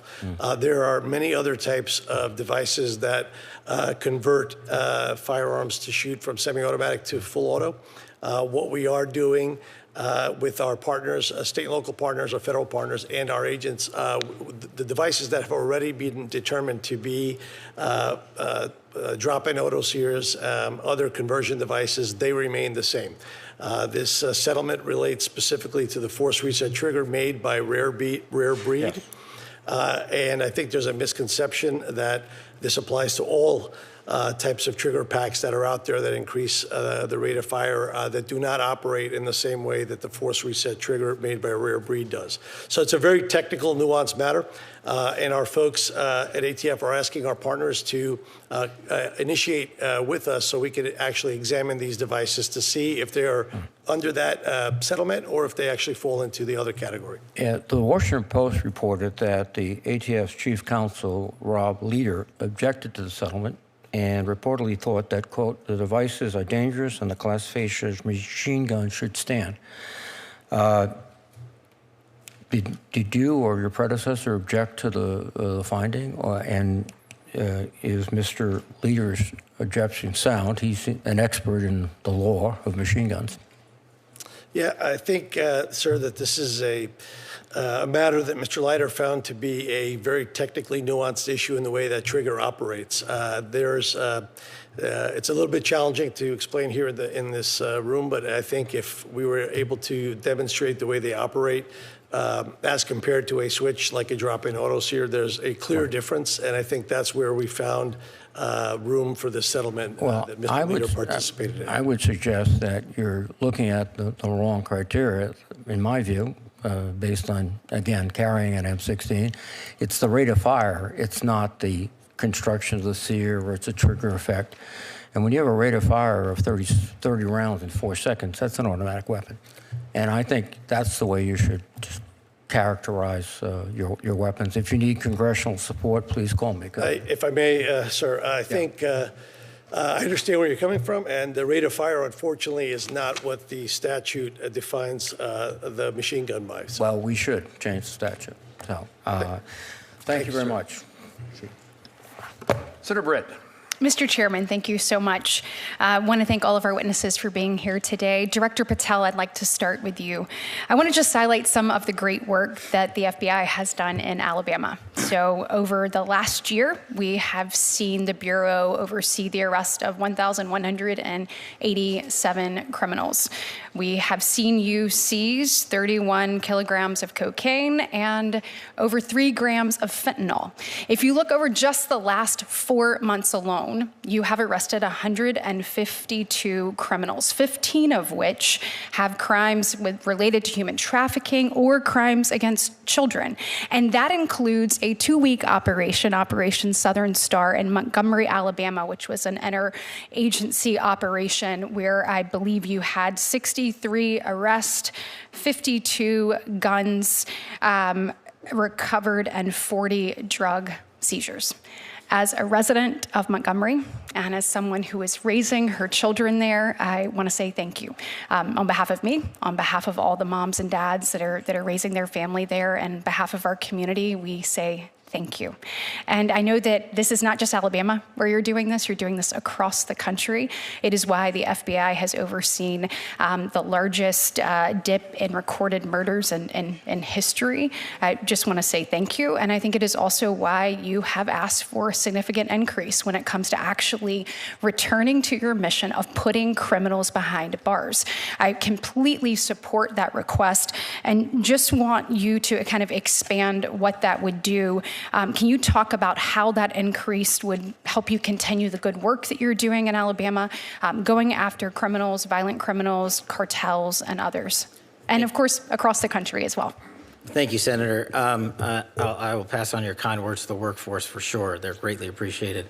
We're doing two things, as I discussed earlier. Decentralizing Washington, D.C. and putting human capital in the field. And in order to keep backfilling that human capital, we need more. So we need to take on the outdated onboarding pipeline program at Quantico. We've seen the BFTC, or Quantico graduation classes, increase since I've been in the spot, because it used to take over 14 months to get in, and we've shrunk that by over 4 months. We haven't lowered the standards. We just eliminated the wait time after a paperwork application was put in. But what we also need to do is work with our state and local folks in the field and provide them with the advanced training capabilities they need, specifically, for instance, the drone program capability. We launched the first ever of its kind for state and locals ever in the history of the U.S., a counter-UAS program down at the Redstone Arsenal in Huntsville, Alabama. We've graduated 65 state cops from that program. The wait list is long. Every single agency across the country wants their police officers there because they want them there for the World Cup, they want them there for sporting events, they want them there for counter-narcotics. So the enhancements we've requested specifically relate to Redstone Arsenal, our advanced training capabilities, including our cyber center, our TDAC school, and we're the only ones in the world that have a ballistic research facility that's housed at Redstone Arsenal. That's how we train the next generation of law enforcement officials, and we need more seats, more humans in the seats that we have. Wonderful. Well, I hope that we will continue to support that. I know the work that you're doing there is cutting edge, and it is also preparing us for what's to come. So thank you, and thank the men and women who work alongside you for making all of this happen. Director Cicada, I know that we discussed at your confirmation hearing the great work the ATF is doing to combat the flow of illicit Chinese vapes into our nation. And I also know Director Seralta, that the Marshal Service was involved in some of the recent seizures that we saw as well. These unsafe products target kids in many instances, and I think we have got to put a stop to this. Can you discuss how you think that your budget request for these agencies is going to allow you to enhance your efforts in these space and get these off of our streets? Good afternoon, Senator. Thank you for your question. As you mentioned, Director Seralta, myself, Director Cole, Administrator Cole, and our partners at the FDA are working hand in hand to identify these wholesalers and retailers that are dealing in these illicit vapes. We are, I can speak for ATF, we are very short-staffed as far as our agents go, and our agents are primarily focused on the violent crime efforts that we're making around the country. Although we are greatly appreciative of the President's proposed budget for 2027, that budget maintains current services. It doesn't allow for expansion into other areas. So we would love to have more agents to focus on this effort in particular, but it's very challenging for us to do so with the budget that we have. Absolutely, and I am out of time. I just want to associate myself with the Chairman's comments with regards to the Marshal Services and the protection that we provide our judges, from our justices to our circuit court to our DJs. We need to make sure that you have the resources you need to keep them safe. Thank you. Thank you, Senator. Senator Britt, thank you. Senator Peters? Thank you, Mr. Chairman, and to our witnesses here today, thank you. Thank you to each of you for the work that you do every day, especially during National Police Week, as we all gather here. So again, thank you. Director Patel, we are now more than 2 months into a war with Iran, a leading sponsor of terrorism, and we have already seen at least 3 terrorist attacks related to that war, including one at Temple Israel in West Bloomfield, Michigan, where a Hezbollah-inspired attacker rammed a vehicle into a synagogue holding approximately 100 young children. And yet the FBI has not yet put out an intelligence bulletin about the threats to the homeland resulting from this war.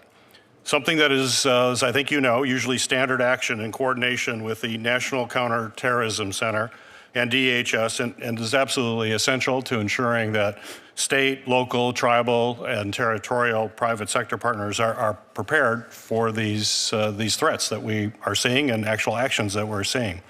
So my question for you, Director Patel, just to confirm, has the FBI, in coordination with NCTC and DHS, issued a joint Homeland Threat Intelligence Bulletin to state, local, tribal, territorial, and private sector partners on the threats from Iran and its proxies as a result of this war? I know we have pushed out numerous PSAs, and I believe through the ODNI we have spoken collectively on the matter, but on the synagogue attack, the FBI directly coordinated with the synagogue 3 weeks before and provided training, which the synagogue themselves stated helped prevent the loss of. No, I agree with that. Certainly, I have a question later, but that was a good thing, absolutely. But is there a coordinated bulletin going out to all the entities that I mentioned? We have not found that bulletin. We have not seen that. That has been prior practice for the FBI. I'm wondering why this is different this time. That's my question. So what I'm saying is we've sent out, the FBI sent out PSAs to all our state and local partners, and I'll check with ODNI, but we should have sent out a coordinated, collected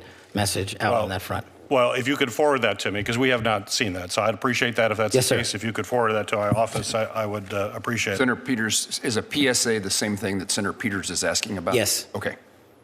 Thanks. We'll see. I'm, as ranking member of Homeland Security and Government Affairs, Chairman Paul and I, working in a bipartisan way, Chairman Paul, have requested a committee briefing about these threats, about the threats related to what's happening as a result of the war in Iran. About a month and a half ago, we're still waiting to get that briefing from the FBI, and we're the Committee on Homeland Security in the U.S. Senate. Can I get a commitment from you that we will get that briefing as soon as possible? Absolutely. Good, thank you. Director Patel, for decades, the FBI, in partnership with the Cybersecurity and Infrastructure Security Agency, has played an absolutely critical role in helping both state and local election officials defend against threats to our election. The FBI briefed election officials on both physical as well as cyber threats. It's helped political parties and campaigns secure their communication systems. That has investigated foreign influence operations, and it's investigated threats against our election workers. And the work was bipartisan, it was technical, and it was trusted over those years. However, today, when we look at what the FBI is doing, it seems to be somewhat different. In January, the FBI seized more than 650 boxes of 2020 election materials from Fulton County, Georgia. In March, the FBI subpoenaed records from a 2020 election audit in Maricopa County, Arizona, an audit that itself actually reaffirmed President Biden's win. And in April, the Justice Department demanded that Wayne County, Michigan, the largest county in my state, turn over ballots from the 2024 election. So, Director Patel, my question is, why should state and local election officials trust the FBI to support them in actually keeping our elections free and fair when the FBI recently appears to be more focused on supporting baseless speculation and debunked conspiracy theories about both the 2020 and the 2024 election? Well, two things, Senator. Thank you. As to the execution of legal search processes, we went to federal and state magistrates, and like we do in any case, and received a ruling of probable cause to advance any investigations we're working on. As to the overall security of the election, that is of primary importance with us, which is why we at the FBI and me have installed ECCs, election county coordinators, in every single 56 field office that I have. We've also stood up a national security, election security post at headquarters for the upcoming midterm elections. And so we are continuing to keep that a priority and collect information as it comes in from overseas and also around the country. Well, that was my follow-up question there. I mean, but what we've been seeing, some of these actions here are ones that are related to these debunked theories. But our officials want to know what is going to happen going forward. They're going to want to ensure that state and local elections are indeed going to be free and fair, and folks are being protected by the FBI. You mentioned a couple of initiatives. What is the main message that you want to tell right now to election officials all across the United States, that the FBI is actually going to be their partner to ensure, as we have seen in the past, free and fair elections that have occurred every single election in the United States in recent history, that it's also going to happen again this year? That's why we've prioritized and stood up these ECCs. That's why we've prioritized and stood up these national coordination centers. And that's why we're hand in glove embedded with CISA and DHS to ensure the integrity of this upcoming election. We have prioritized that. We have flexed more resources to that, including the personnel I've shifted out to the field. So they're not just at headquarters, are working on election security and election integrity around the country. Well, as you come before the Committee on Homeland Security, which I appreciate your commitment to have that briefing, we're going to want to do a deeper dive into that, and I would hope you'd be prepared to do it at that time, and you could commit to doing that. Thank you, Senator. Thank you. Thank you, Mr. Chairman.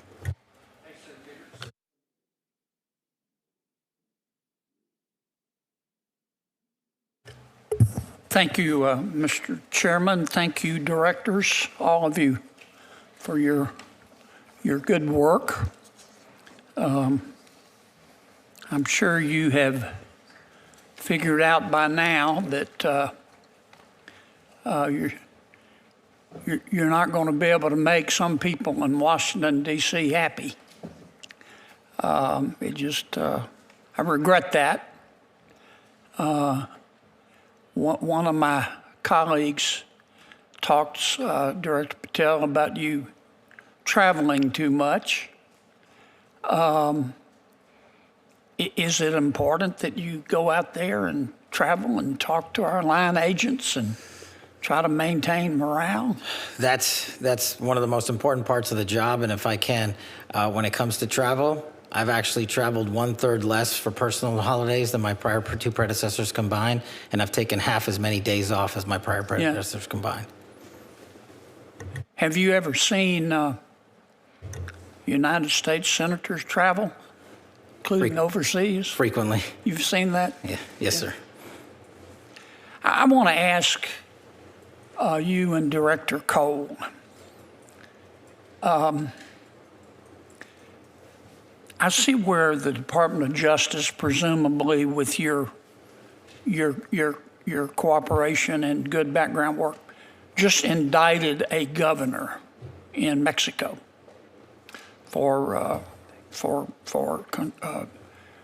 working with cartels to poison our people, which everybody's entitled to a defense and they're innocent until proven guilty. But I saw none of that in the prior administration of trying to get serious. Tell me, I love the people of Mexico. They're just wonderful people. They're our neighbors. We buy a lot of their goods and they buy a lot of our goods. But help me understand why so many of the political leaders in Mexico cooperate so fully. Well, strike that. Tend to have very close ties with the drug cartels. Is it money? Is it power? Is it fear? And what do we do about it? I'll address it generally. The case is specifically the DEA's, Senator. But generally speaking, we've been able to retrieve 98 defendants from Mexico in the last year, which is, I think, triple the year before. So they're cooperating in ways that they haven't done before in the past. But I do see your point, and I agree that largely it's fear, Senator. These cartels have so much power, and you've seen them go down there and kidnap people, behead people, burn people. And I think it's a combination of the fear and a little bit of the corruption because of the influence they have with the amount of money they make from the narco trafficking trade, which is why we're prioritizing bringing it down. Mr. Director. Senator, it's good to see you again. And, good to see you, and sir. I testified during my confirmation hearing regarding the arrest of Garcia Luna, who was in charge of the federal police in Mexico. Mm-hmm. And after a career special agent, had the opportunity to work in Colombia, Afghanistan, and end my career in Mexico, there's no doubt that the narco traffickers and high-ranking government officials in Mexico have been in bed for years. Mm-hmm. But for all of a sudden, we're paying attention to it. Mm-hmm. We have a president who fully supports America first, Americans first. They are just as much responsible for the death and destruction of record amounts of Americans by cooperating, by conspiring, by helping, producing this poison to come across the border and come into our country. And Senator, I can assure you, this is just the start of about what's to come in Mexico. Good.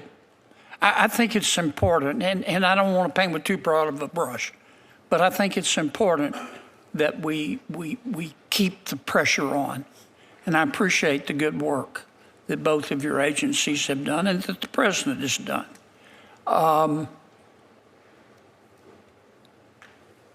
Because when the current president didn't do this, but when a prior president of Mexico runs on a platform of hugs, not bullets, with respect to the cartels, that sort of speaks volumes about what they're willing to tolerate. Can I ask one question, Mr. Chairman, of Director Patel? Tell me why we shouldn't require warrants under Section 702 when our intelligence people access the records of American citizens. I think you're referring to the query process of U.S. persons under 702, Senator. Yes, sir. Because under Section 702 as it stands, the collection from 702 is already lawfully collected under federal statute of overseas individuals targeted by the intelligence communities. And just to clarify, 702 is run separately by the FBI, the NSA, the CIA. They have their own separate 702 programs. So for us, in order to have the ability to defend the homeland appropriately, all we are doing when we run a query is we're asking that this selector popped, and we have no other information. So it would be factually and legally impossible to obtain probable cause because we just walk into a courtroom and say, we got this selector, it's connected with so-and-so lawfully collected information overseas. We can't tell you, Judge, anything else about it. They would say you don't have probable cause. And that's why the query system exists, to go in and see if they're actually connected to any terrorist activities or narcotics trafficking activities or otherwise. Thank you for your indulgence, Mr. Chairman. Senator Kennedy, thank you. Senator Murkowski. Thank you, Mr. Chairman. Gentlemen, thank you for being here today, your testimony. Last week, we recognized May 5th as a day to remember those who have gone murdered, missing, Indigenous persons. Unfortunately, in Alaska, this is something that we use some pretty strong words like epidemic and crisis. The Urban Indian Health Institute has reports on the numbers that are out there right now, and in Alaska, we've got 229 murdered, missing Indigenous persons, 80 murdered, 149 that are on the missing list. And the statistic that is always so troubling is that when women go missing, when women come up, are determined to have been murdered, 75% of them are Alaska Native women. I mean, the statistics are just shocking and deeply, deeply troubling. Alaska is the fourth highest state when it comes to murdered, missing Indigenous women in the country. Obviously, we have a large Indigenous population, but it is something where when you listen to the statements from so many Native women that they feel unsafe in their home communities. They feel unsafe in their villages, and they feel probably most unsafe in the biggest village, which is Anchorage. We're working on trying to make some headway here in this space, but we really need to understand where the gaps are. And we talk a lot about the data gaps. And so I'm raising this with you, Director Patel, and asking for your support and that of your team. You have great folks in Alaska, but I would suggest that given we have a small population, big landmass, and a problem and statistics that just don't match up to our demographics, that we need some help. We've got good cooperation between all of our federal agencies, working with our tribal partners and with the state. But I would just ask your commitment today that if you haven't already trained a focus in this area, that you will commit to helping us in Alaska. Absolutely, Senator. That's why we launched Operation Steadfast Promise, which is the first ever of its kind year-long campaign for crimes on tribal lands across the country, to include Alaska. And I'm proud to tell you today that one of the biggest problems I was informed about over the last 14 months was communication gaps. Yep. And the FBI, for the first time ever, completed its pilot program on the Navajo Reservation down in Phoenix area with Starlink capabilities. And we are now going to be delivering to every SAC Starlink capabilities specifically and solely for communications on tribal lands to conduct and investigate tribal investigations. Well, and I just might add that the communications is one thing amongst the law enforcement, but it's also communicating back to the families, Yes. the families that are so anxious. And this is where I think we have some real failures, if you will. And I'm stressing it with regards to Alaska, but it is Alaska Natives, but also American Indians, as you've pointed out there. So I appreciate your commitment on that level. I wanted to ask about your comment, Administrator Cole, when you were talking about the fentanyl that we're seeing coming from China into Canada and then coming back in. Vancouver is not too far away from where we're sitting over there in the Northwest. I want to just confirm that as we are focusing on intercepts at the southern border, we're not taking our eye off the ball when it comes to the northern border. And this is to you, Administrator Cole, when it comes to the drugs, but also to you, Director Patel, in terms of the terrorist threats that we may see, who may be looking to the northern border as perhaps being more porous, certainly longer in my state. So if the two of you can speak to that. Senator, from a DEA perspective, we're keeping our eye on Canada. We're going to open 2 more offices in Canada, proposed for 27. But we will continue to do outreach. We'll continue to work with the tribal and the Native Americans when it comes to educating them, providing them the resources. But number 2, the tremendous working relationship we have with the U.S. Postal Service with intercepting packages that are leaving the states going into Alaska. For example, in April, we had a targeted enforcement where we got 10 kilos of fentanyl in multiple packages that were going into Alaska and 5 kilos of methamphetamine that were leaving domestically going into Alaska as well. So this is the importance of the holistic approach, opening more offices, but keeping our eye on this cause and effect that we see from the Mexican cartels now entering into Canada. Thank you. Director? Yes, Senator. What we've done specifically on the northern border front is launch and stand up the first of its kind Homeland Security Task Force in Alaska, which allows us to take a lot of the funding and resources that we have access to and put more agents and intel folks, not just from the FBI, but from the other agencies across the board. And what we've also focused on, at least at the FBI, is working with our Canadian partners on the production capabilities that the drug traffickers have moved up to the north of our border, and specifically fly it into Alaska and also into mainland America on tribal lands. And we've had some success there working with our Canadian partners because the drug traffickers got smart with the securitization of the southern border and moved it up there. So we're tackling that with our CEAS partners. Thank you for not taking the ball off that. I have a question for Director Serralta regarding the federal detention facility in Alaska. We do not have a federal detention facility in our state, so all federal inmates either have to be housed at a state prison, or more often they're just sent out of state. And it is at at considerable cost to our U.S. Marshals to transport these federal inmates. We have asked for a feasibility study to determine whether it's now time to do that. The last time that this was reviewed was over 20 years ago at Senator Stevens' request.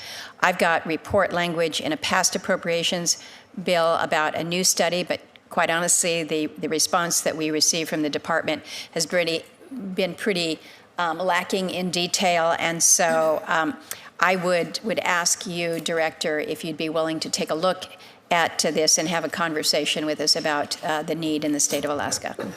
Senator, thank you for your question. The answer to your question is yes. I'm willing to look at anything that will facilitate the processing of prisoners in a safe manner. However, I have to notate that we use about 80% of our jails are state and locals. That's throughout the nation, so it's not uncommon. However, there is perhaps a Bureau of Prison prison project that may work well in Alaska, but I would have to see what. I'd look forward to a conversation with you about it. We unfortunately don't have anything that comes cheap when it comes to taking care of our federal inmates, whether it's on the state side or shipping them out. And so it is a cost matter, but it also is a great burden on our U.S. Marshals. And I appreciate the good work that you do. Thank you, Mr. Chairman. Thank you. Thank you, Senator Murkowski. Senator Van Hollen and I are going to just have a couple of wrap-up questions, and then we'll conclude the hearing, and I'll turn to Senator Van Hollen. Thank you, Mr. Chairman. So, Director Patel, I've been listening carefully to your responses to some of my colleagues, and I want to start with a question that Senator Coons asked you that relates to this article where the headline is Kash Patel's latest firings ousted agents with expertise in Iran. The article says that these individuals were fired for their role in the classified documents investigations of Donald Trump. First of all, is that true? The article, just like all the other articles you cited, is false, and there's ongoing litigation, so I can't address it. Okay. You did answer Senator Coons, and I understood your answer to be that the people that were fired, that none of them were part of the group that had Iran expertise. Is that your answer? No, he asked if they were Iran experts. I said they were not. Were the group fired? Did it include people who were Iran experts? No.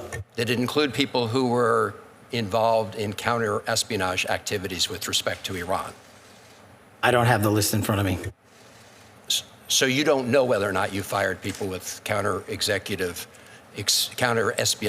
experience with respect to Iran. You don't know the answer to that question. I terminated anyone and everyone that weaponized law enforcement. I see. So it was related, obviously, to the classified documents case. So that's not what I said. Well, Director Patel, I understood you to say in response to Senator Murray that you've not redirected FBI resources toward the immigration enforcement effort. That's not what I said. Okay. Have you redirected resources away from your core FBI responsibilities toward the mass deportation effort? No one at the FBI has been permanently reassigned on the immigration front, and when we pull the numbers, the FBI's overall operational field expenditures surged periodically for immigration enforcement activities, including the arrest of 2,000 people with direct ties to foreign terrorist organizations, was 2.4%. So, okay. So the key word there, I guess, was permanently. You have not permanently reassigned. Is that what you reassigned temporarily? Surges, yes, sir. Okay.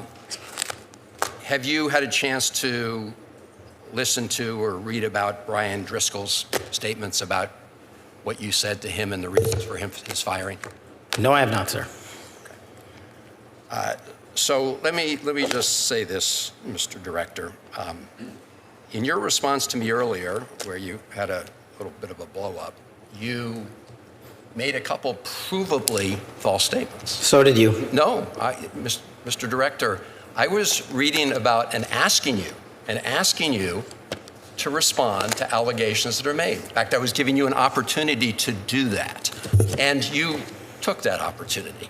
But in the process, you made these provably false statements that I know are sort of like urban legend in right-wing media about margaritas in El Salvador, which is provably false. And so coming from the mouth of an FBI director to make provably false statements in a hearing like this is extremely troubling. And it leads me to ask whether or not the other things you've been saying are false statements.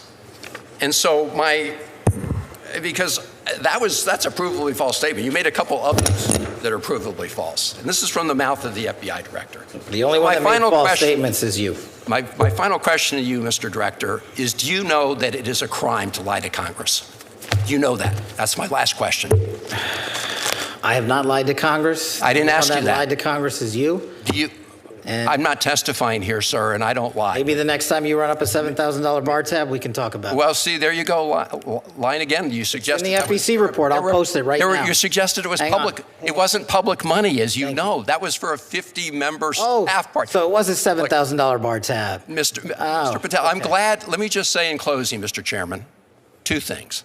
I'm glad that you have agreed to take the test regarding, whether you have alcohol problems. I'm glad you agreed with me to do that.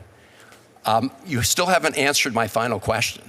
Do you know, Mr. Director, that it is a crime to lie to Congress? Do you know that? I do not lie to Congress. I didn't ask you that. And you're insinuating that I am because I asked you whether you know. You want to correct your time in this session where you got steamrolled by the facts so you can have a Twitter narrative so you can go raise more money and spend more money on $7,000 bar tabs. Just let the record I'm not show, going to give Mr. it Chairman. to you. The Director of the FBI apparently does not want to answer the question about whether or not it's a crime to lie to Congress, and I find that extremely troubling. I find it troubling that you lie to the American people every day. You are a disgrace, Mr. Director. Not nearly as big as you. The fact that you can't answer that question, I will. That concludes my questioning, Mr. Chairman. But I'm obviously very troubled. Question for the Director of ATF, Director Sakata. I want to talk just a minute about NIBIN. I don't need to explain to you what NIBIN is, but it is a very useful tool in involving violent crimes and illegal firearms. While I strongly support the Second Amendment and the right of law-abiding citizens to own guns and carry guns, I also believe that the responsibility we have with law enforcement is to make certain you have the tools to target violent criminals who use firearms to terrorize communities. Your budget requests a program increase of $7.8 million to support NIBIN. I wanted to give you the opportunity for me to hear the reason for that increase and how that tool will be helpful to law enforcement officials in my home state of Kansas. Good afternoon, Senator. Thank you again for your question and your support of ATF, in particular with the crime gun intelligence services that we provide to our state and local partners. NIBIN is one of the three legs to the stool of crime gun intelligence and probably one of the most important. Our correlation review specialists are housed in two facilities, one in Huntsville, Alabama, and one in Wichita. They review approximately 3,000 images per day that are received from our state and local partners. Those images are fired cartridge casings that are recovered in crime scenes from across the country. And those experts, which we call correlation review specialists, have a capacity as to how many images they can review over their 8-hour shift and be able to successfully match to a crime scene out in the field. We currently run 2 shifts, about 16 hours a day, in both of those facilities, and we service approximately 12,000 police departments around the country. We have a pending backlog of about 30 police departments that are waiting to be added to NIBIN, and many more that are seeking support in acquiring a brass tracks machine, which is the actual machine that takes the images of either the fired cartridge casing or a test-fired casing on a firearm we would recover from a crime scene. The capacity is pretty much capped right now. And we have a number of issues we're dealing with. In 2027, about 226 brass tracks machines go end of life around the country for our state and local partners. Those partners do not have a budget to replace those machines, which would mean that the critical services we provide and the way those departments are interdependent on one another to share that intelligence, because often shooters come to one city, commit a shooting with their firearm, but live in another city and use those firearms in those other cities. We actually develop quite often the leads from the adjoining city. So it's critical for us to have the money to keep on modernizing the system and to be able to take on the additional capacity that our state and local partners require ATF to be able to handle as we continue to tackle this problem of violent crime attributed to violent felons around the country. And that's the purpose of the $7-point-something million. A portion of it, yes, sir. Okay. And it used to be, let me understand about this. Do you provide the necessary device for local law enforcement to make that finding that they then forward to the NIBIN Center? So that the device is called the brass tracks machine. The brass tracks machine? Yes, sir. And do you provide that to local law enforcement? We in the past have purchased it for the local police department at a cost of approximately $300,000 per machine, $200,000 for the machine plus about $100,000 for 5 years of service. And the widespread use of that machine is hugely important to the success of the overall mission of identifying and correlating. That's correct. If you don't have the ability to input the information, then the system is less valuable. That's correct. It's if I was to compare it to AFIS on the fingerprint side, the more fingerprints you have in the system, the more likely you will come back with a successful match. Director Patel, let me ask you about what should I be worrying about? Kansas City is one of the host cities for the World Cup, a significant presence, and we've had, with your help, we've had a hearing in this subcommittee along with the Senator Britt's subcommittee on Homeland Security, looking at the security issues for places across the country associated with the World Cup. I wasn't able to ask you this question at the time, but just what are your worries and what should I be worrying about in trying to help Kansas City and other communities have the necessary safety and security for the people who attend? For Kansas City, for any host cities, for any base camp cities, it's the same message. Our best partners are our state and local partners, and providing the training that we do for our counter-UAS program to our host cities and our base camp cities is critical to that, but also deploying during the World Cup events to all the major cities across the country, including our SABTs, our bomb technicians, and our evidence response techs. We are prepared and already put out a program to surge to those cities ahead of time and during the World Cup staging events. We've also completed or will complete 300,000 background checks for individuals coming associated with the FIFA World Cup. So we run them against our background holdings along with the other federal law enforcement partners agencies, and then we push that back out to the field. But the best thing that the communities can do, because the communities are the best partners for the FBI, is the communities and the state and locals online can help us monitor, can help send tips to the FBI, can do it at NTOC, can do it at CJIS because of the AI capabilities that we've implemented there. And we're allowed to triage that data near live time and send it back to the community and the state and local and say, hey, this individual's a threat, or this individual's talking to someone that's a threat. It's the biggest ask I have of the United States during the World Cup or any major sporting event. We had the Olympics in Milan, we had two F1 races, the Super Bowl, and the Club World Cup last summer, and we had zero major security incidents. We've learned from each and every one of those with our international partners and our state and federal partners, and we're well prepared for the upcoming World Cup across America, which is going to have 3 million people come visit, both Canada and America and also Mexico. But the state and locals focusing on online threats for me and providing that information would be critical. And that's a capability of sharing that information that they wouldn't have had in the absence of the attention that's being provided now due to the World Cup.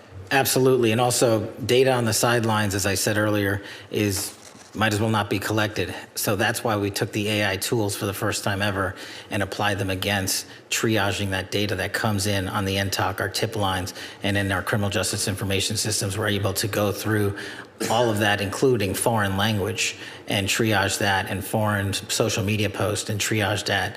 And we did so in North Carolina, just to give you one example, and prevented a school shooting. If we had just left it to human capital, we would have missed it. Got it.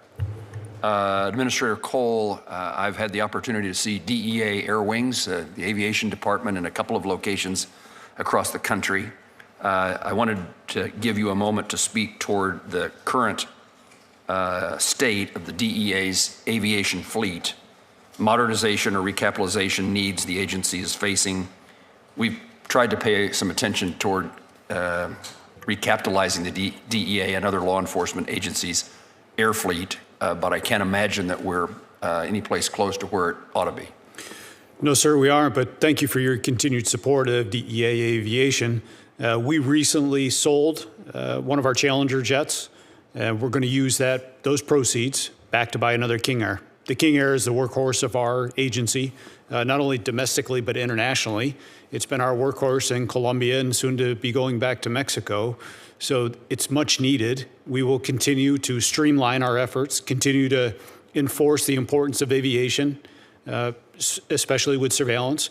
But it's a force protector for our men and women that are on the ground every single day as well. So thank you for your support. And how does the budget request address that issue of recapitalization? The budget address will help with the purchase of the new aircraft, but it'll also allow us to ensure that our aviation fleet is always modern, safe, and very efficient.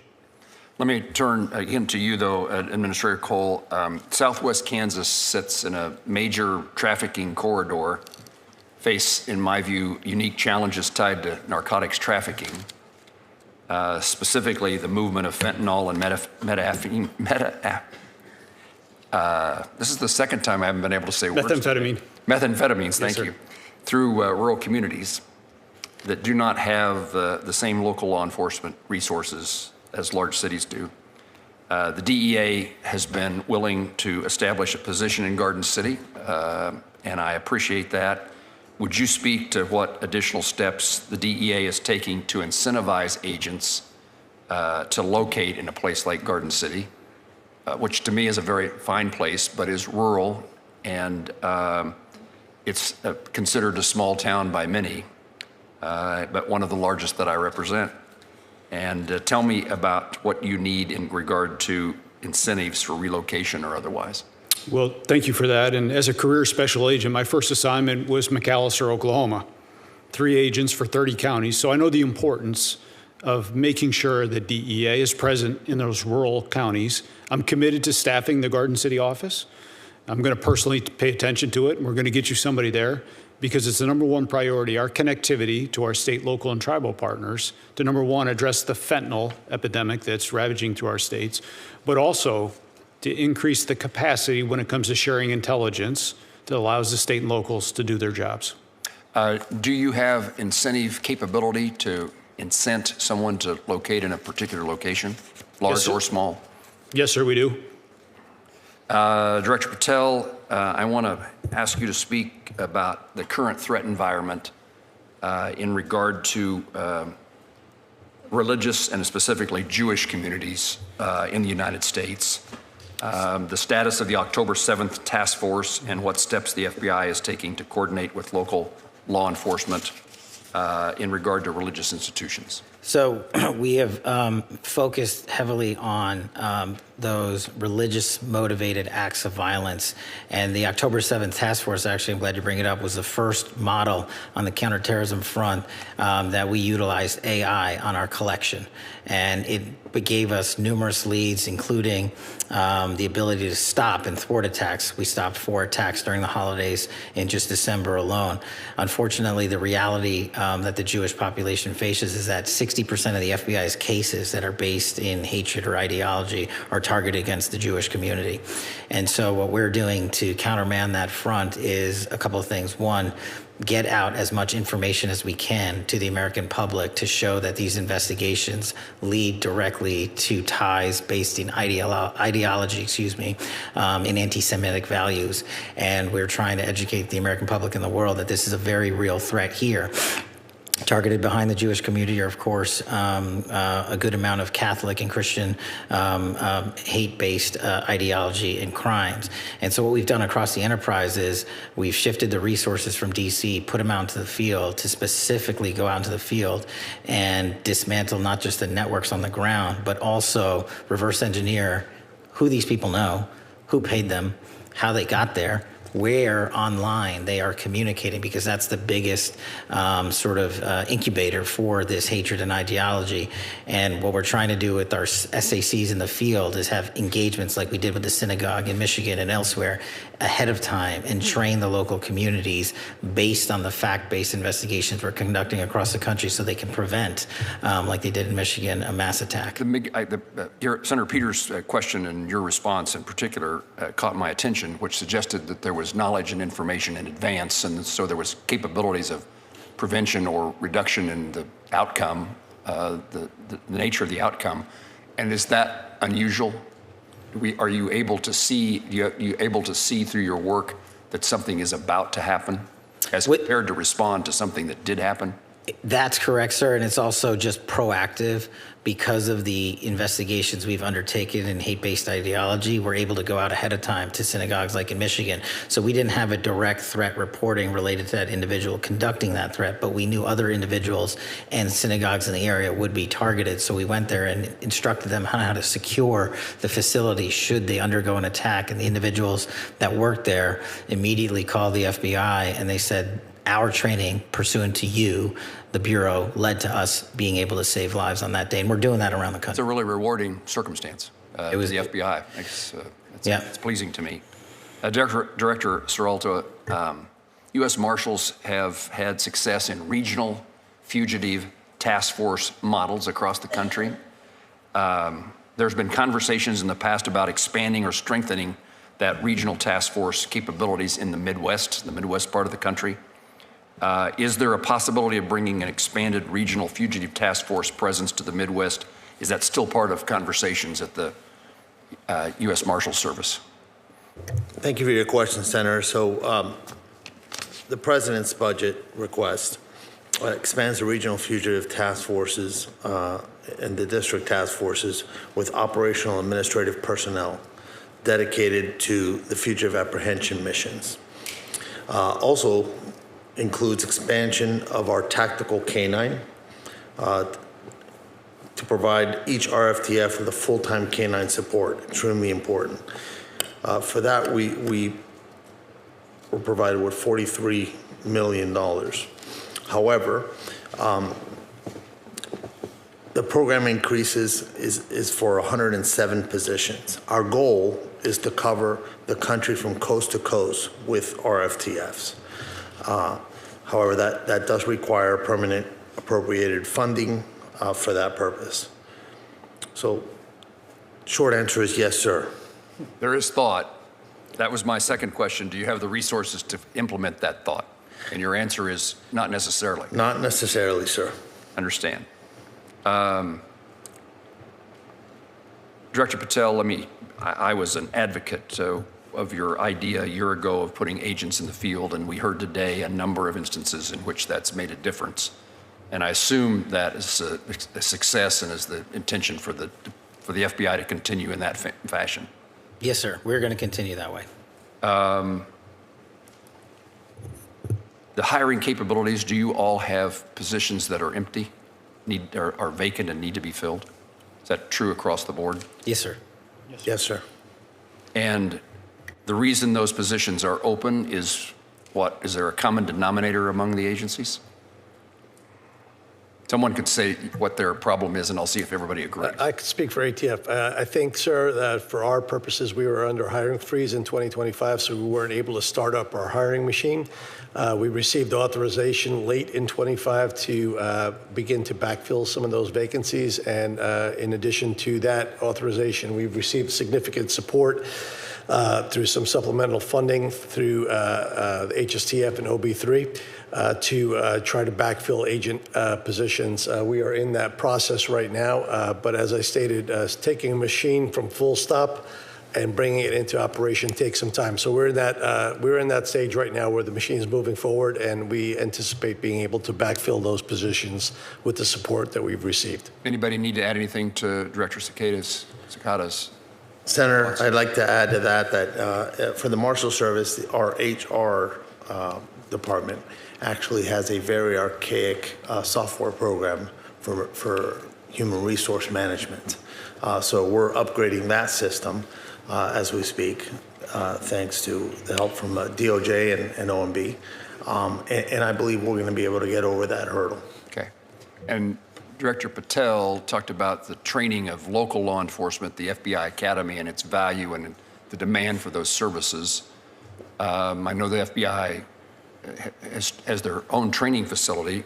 We ought to figure out how we can train more local law enforcement officials. I've seen and had conversations with local law enforcement officers as well as their superiors who are so pleased by the training they've received, and it's a professional change in their lives, having had that experience. Once you find someone to fill a position, is training an issue to get them on board and at work?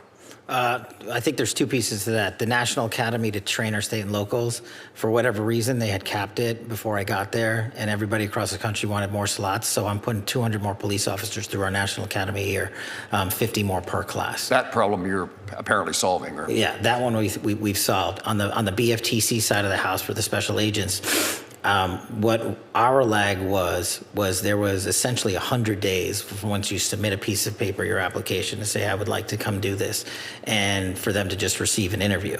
So we eliminated the lag time. So we took off almost 4 months of lag time. And because of that, our BFT classes have started going up. And so our recruiting is also been heavily invested in to recruit around the country. And so we're filling the billets. And as soon as you graduate BFTC, you go immediately to your field office assignment. There's no, literally the day after graduation, you report for duty. Let me ask the other agencies, if you're successful in recruiting, do you have the capacity then to train and put that new agent in the field at work? Senator, from DEA perspective, since we're back to global enforcement, we have no shortage of applicants, and we have space. We have our own academy next to the FBI Academy at Quantico. So we've been running significant classes through the academy. Okay. Yes, sir.